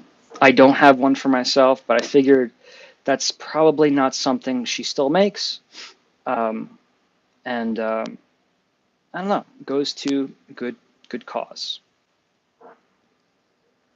Let's see.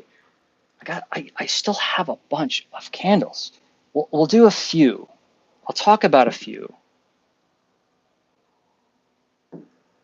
I want to talk about these candles because I have them listed. Let me see if there's any questions here in the chat area. Your photo in winter of Lake George from the top of Fort William Henry Resort was great.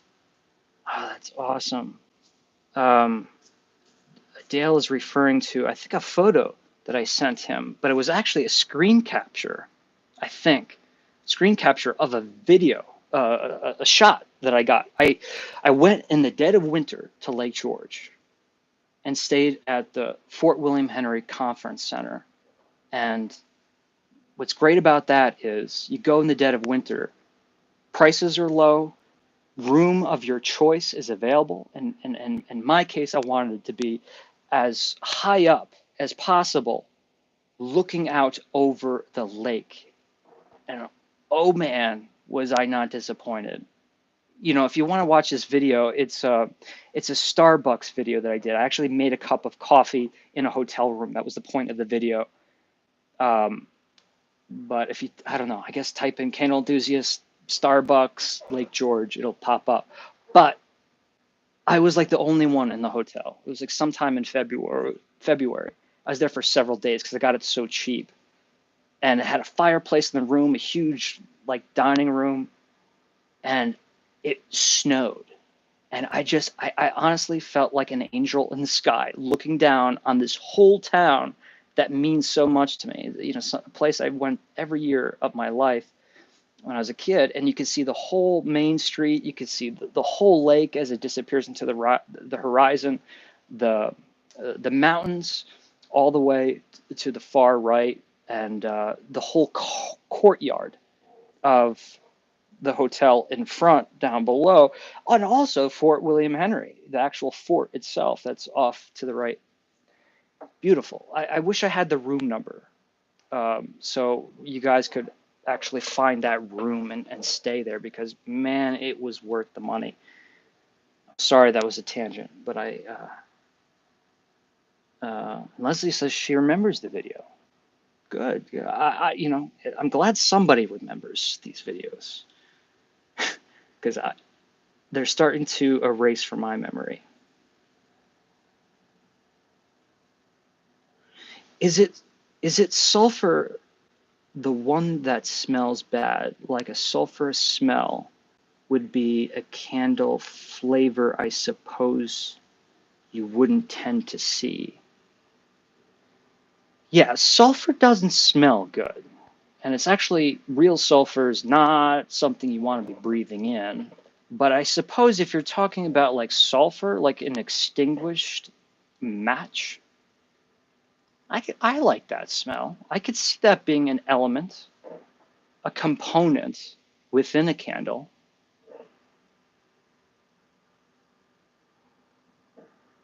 All right.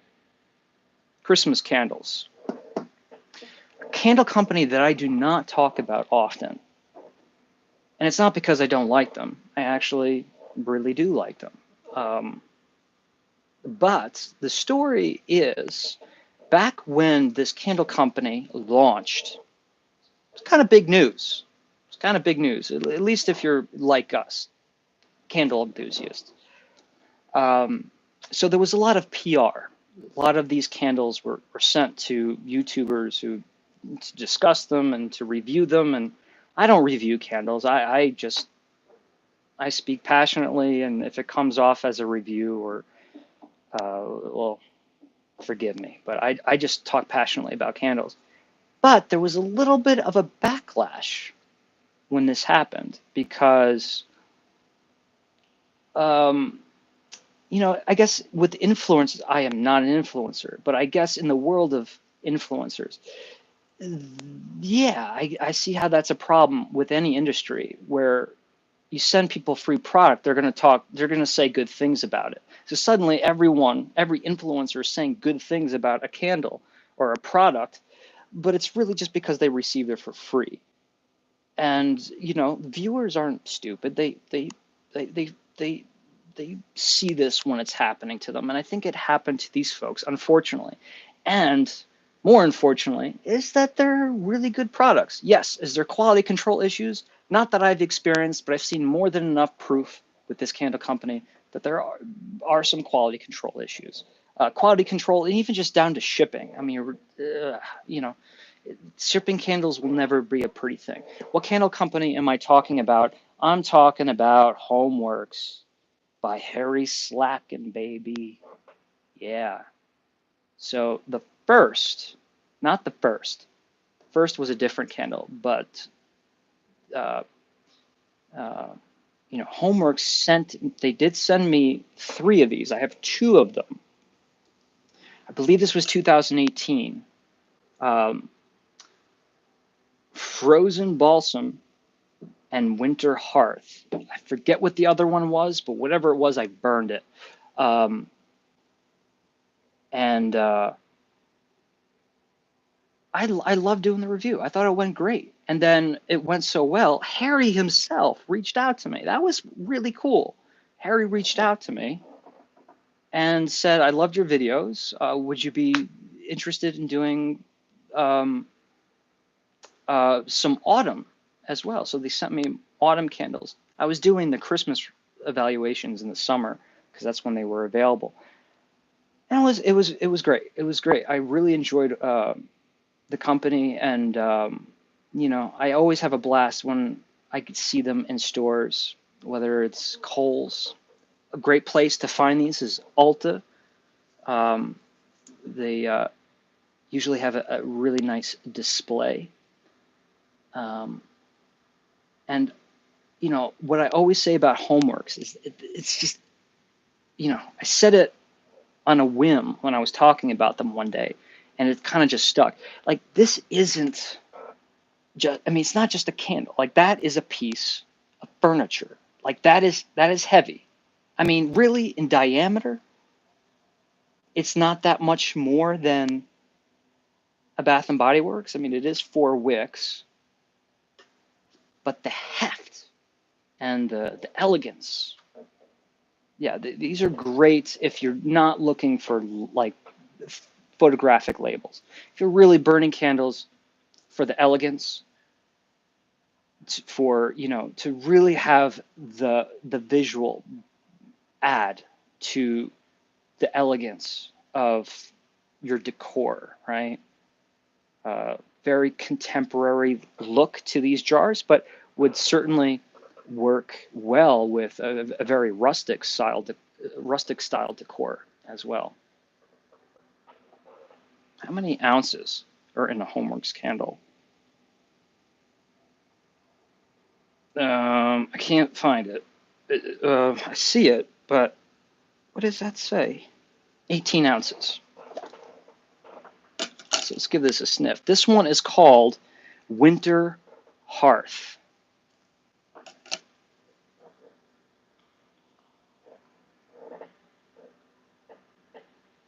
Yeah, I mean, there was a reason why I never burned this one, is because I liked it too much. I, I mean, that smells like, it smells like melted butter pecan ice cream on top of a freshly split piece of wood that is now sitting inside of the fireplace. And adorned on that fireplace are Christmas stockings filled with beautiful, ripe, juicy navel oranges. On the coffee table, there's a mug of some warm, hot beverage that's got plenty of cream or dairy in it. stick of cinnamon. Maybe there's something on that coffee table, some kind of pastry that's loaded with honey. I'm not talking about like honey buns, like something you get out of a box. I mean like a legit pastry.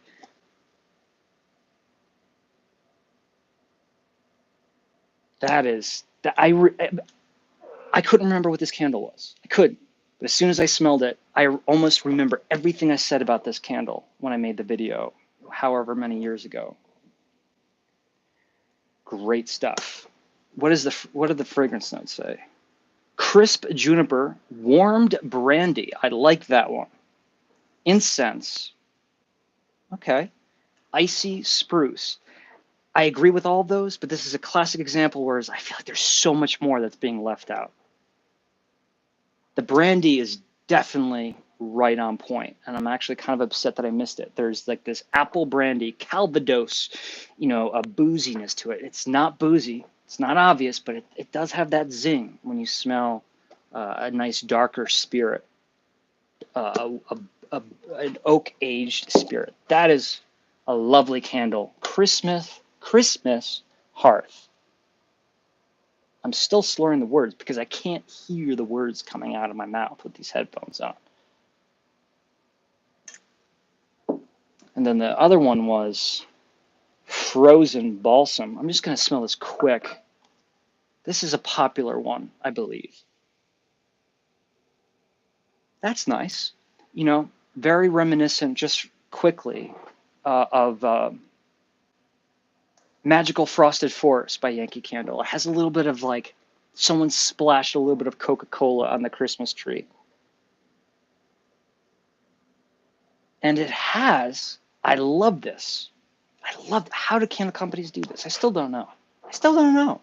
Every now and then you smell a candle that actually smells like ice. It smells like snow. It smells like ice cubes. Something. It smells something about it that makes you feel like, oh, that's a cold smell. The classic example is Cherries on Ice by Yankee Candle, but this has definitely got it going on. Like there is that murky ice cube smell that we all know it. We all know it. And it goes beautifully with that fresh, sweet, very sweet pine or balsam of this candle. So this was a part of a trio. Those last two. I'll throw them up on eBay. But I got a couple more Homeworx candles that are not necessarily Christmas. I picked them out specifically because these really work well.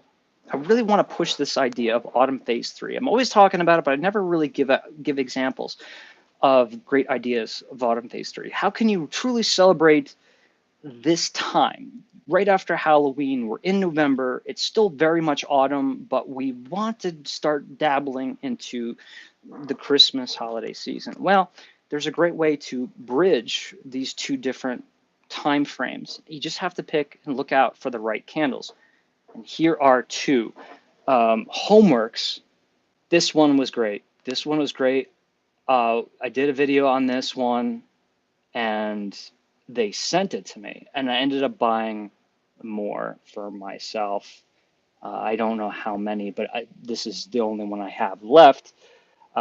Cranberry pumpkin cake. Yikes. Oh, man. Like, I will admit, I'm a Yankee Candle person. I like my photograph label, but this is this definitely works for me, right? To see that cake and have a 360-degree label, you put that in the middle of the dining room table, and as you walk around, it's like you have a cake in the middle of the table. I love it. And cranberry and pumpkin, yes. And the nuts, my father's favorite. Every cake had nuts if my father was going to partake. But I need to smell this because it's been a long time. I'm excited. Oh. I mean, I don't know if this is a good thing, but I just got hungry. You know what I mean? like I just got hungry. My mouth isn't watering, at least not yet.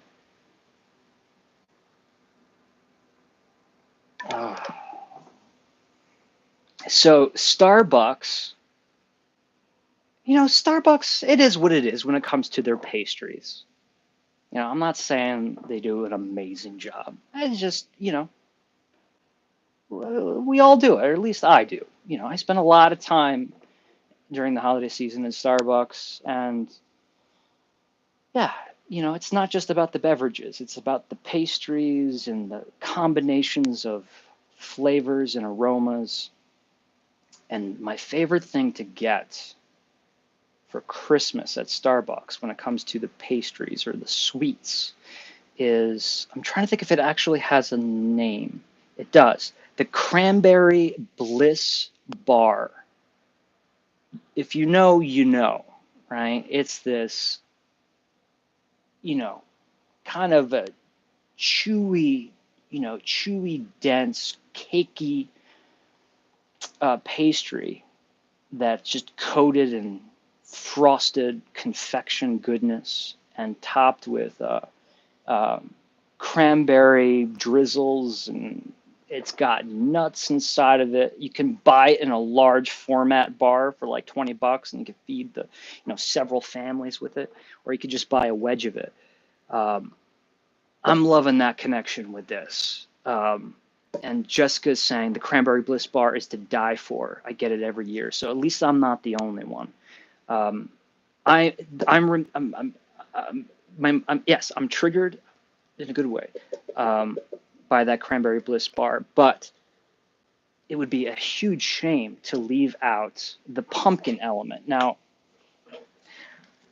it's pumpkin spice for sure, but it's not just pumpkin spice. It's a really, really warm, savory, cakey smell. There may be spice in there, but you get what I'm saying? There's still like this really flavorful bran muffin, really dark, cakey. We could even say carrot cake if we want to. It has a super intense savoriness, lusciousness. Like there's butter oozing out of this cake wherever it is, and there is salt. Oh, oh, there is salt, but that uh, uh, savory and salty is being contrasted, and it's being contrasted by the fruitiness that's in here, the sweetness and the fruitiness, and it really is lovely. It's a lovely candle, man. Mom, mom, she liked this one. She liked this one. Um, and yeah, if you're a big Cranberry fan, that is where to go. I wonder if they still make this one. It's kind of hard to keep up with Homeworx. It's like a full-time job keeping up with these candle companies. Here's a one that a little bit more. This one leaned into autumn because of the pumpkin. This is going to lean into autumn even more, but still, in my heart, very suitable for Christmas. It's got autumn in the title, Autumn Bonfire. Um, and I talked about this candle on. I did a video of 13 of my favorite Halloween candles. I don't know how long ago it was that I did that, but I did it a while ago. And I included this candle um, in it because I love it. We have so many associations with bonfires and autumn, but right, there's still a lot of smoky fireplace things that reach into deeper into the holiday season. So I think just because autumn bonfire is appropriate doesn't mean that we shouldn't have a Christmas bonfire.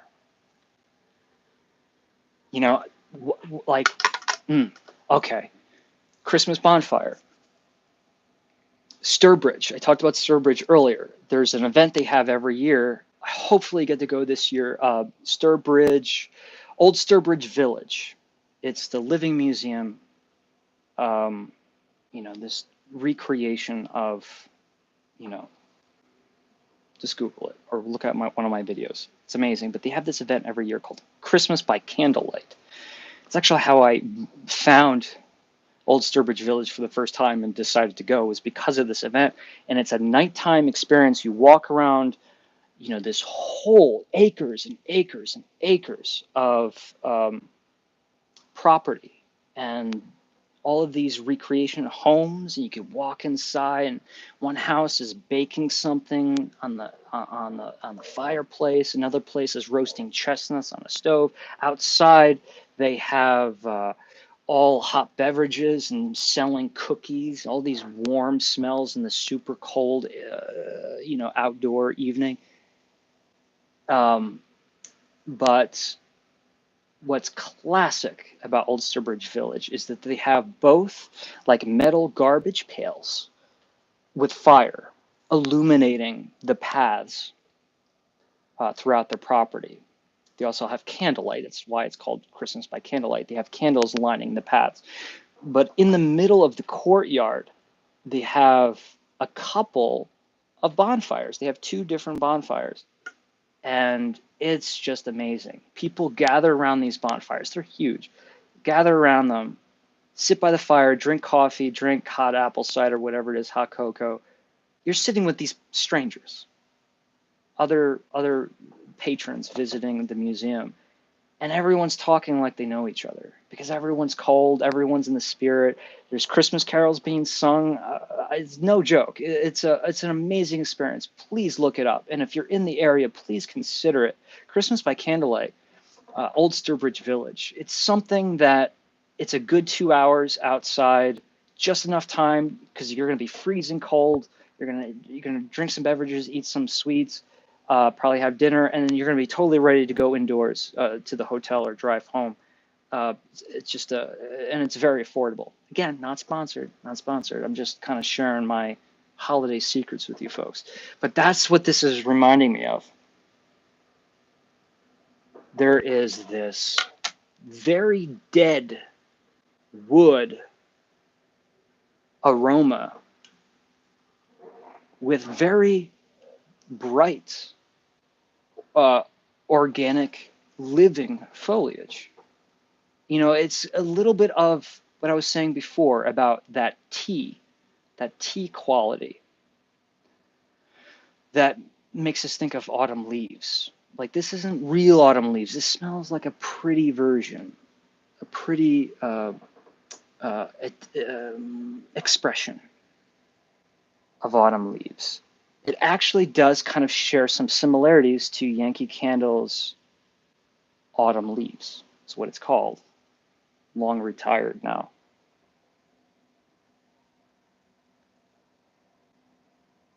And it's interesting. I'm getting a little bit of this citrus banana bubblegum thing. Yeah, I know that sounds crazy, but there's banana flavor and bubblegum, the classic bubblegum flavor. I wonder what that's all about. You know, it's this little added sweetness. Here's my idea. Light this with a really good apple and caramel candle, or apple caramel candle, singular. That's a great way to go. Burn this with, here, pick your favorite chocolate candle. And if you can, do something that's a little bit more chocolate cookie, a little bit more brown sugar forward. Burn it with this candle. And just, you know, instead of trying to do a hot cocoa with this, I think it would be too sweet, too out of balance. It wouldn't go well. But if it was a legitimate brown sugar, like sticky molasses chocolate chip cookie, like very authentic cookie candle with this, that is a really, really good idea for Christmas. And unlike anything that I can think of that's on the market, but just straight up autumn bonfire, it's beautiful. But this for me is a classic example of, you want to play mixologist a little bit with this candle. Like, you can experience this on its own, but you must experience this with other candles burning alongside it, or put this in one corner of the living room or corner of the house and then put another candle in the other corner. And as you move around that living space, especially during the holiday season, you get a little bit of this three-dimensional, ever-changing, shifting aromas coming from different corners. This is great. This is great.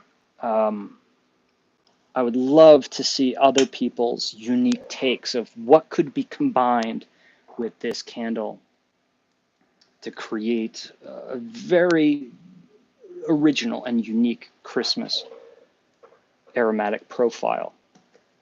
Or maybe we should just keep it the way it is. All 4 of those Homeworx candles, all 4 of these are currently listed on my eBay page. What else was listed? Let's go through them real quick. We talked about these Homeworx.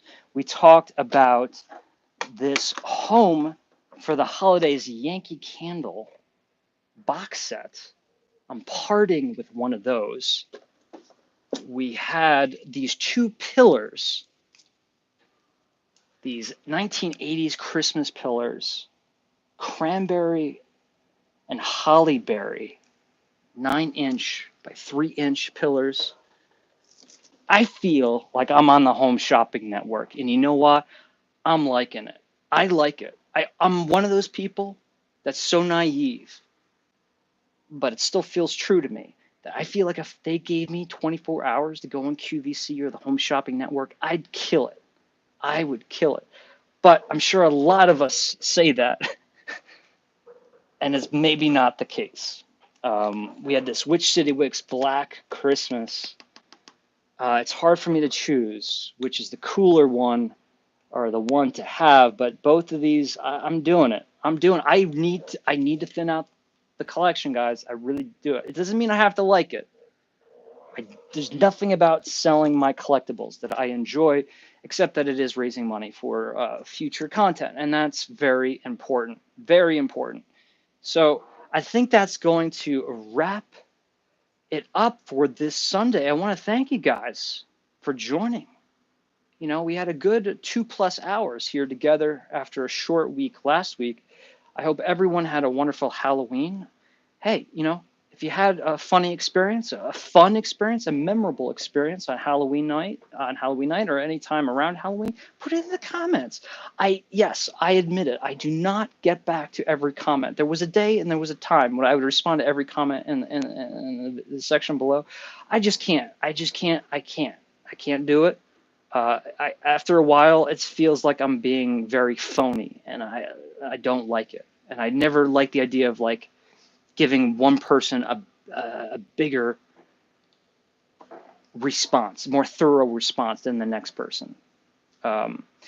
Anyway, that doesn't mean I don't read them. I read the comments. So if you want to leave, anything, whether it be something you did on Halloween, something that happened to you, or about the Candle Enthusiast, things that you would like to see, things that, while you're watching this live, you're saying, I don't want to go on the chat and say something, I don't do that sort of thing. But if you have a question or something you would like to share with me and with others, leave it in the comments below. It would be very much appreciated. And then one of these days, I will start getting back to responding to these comments. Again, one more time, these eBay auctions, eBay, TCE, Candle, all the listings, profits, proceeds, go to the channel. Good cause for all of us. Also, the link is in the description to bring you straight to my seller page. But all of the other ways you could help support the channel, also included in the description below. Happy November. I hope you're all still doing seasonal things now that Halloween's over. There's still plenty of autumn treats and a lot of autumn phase 3 things to do and enjoy, whether it be movies or things we have on the dining room table. I will be seeing you folks soon. But until then, which will most likely be next weekend, be good and always remember to live enthusiastically. Have a great night, folks.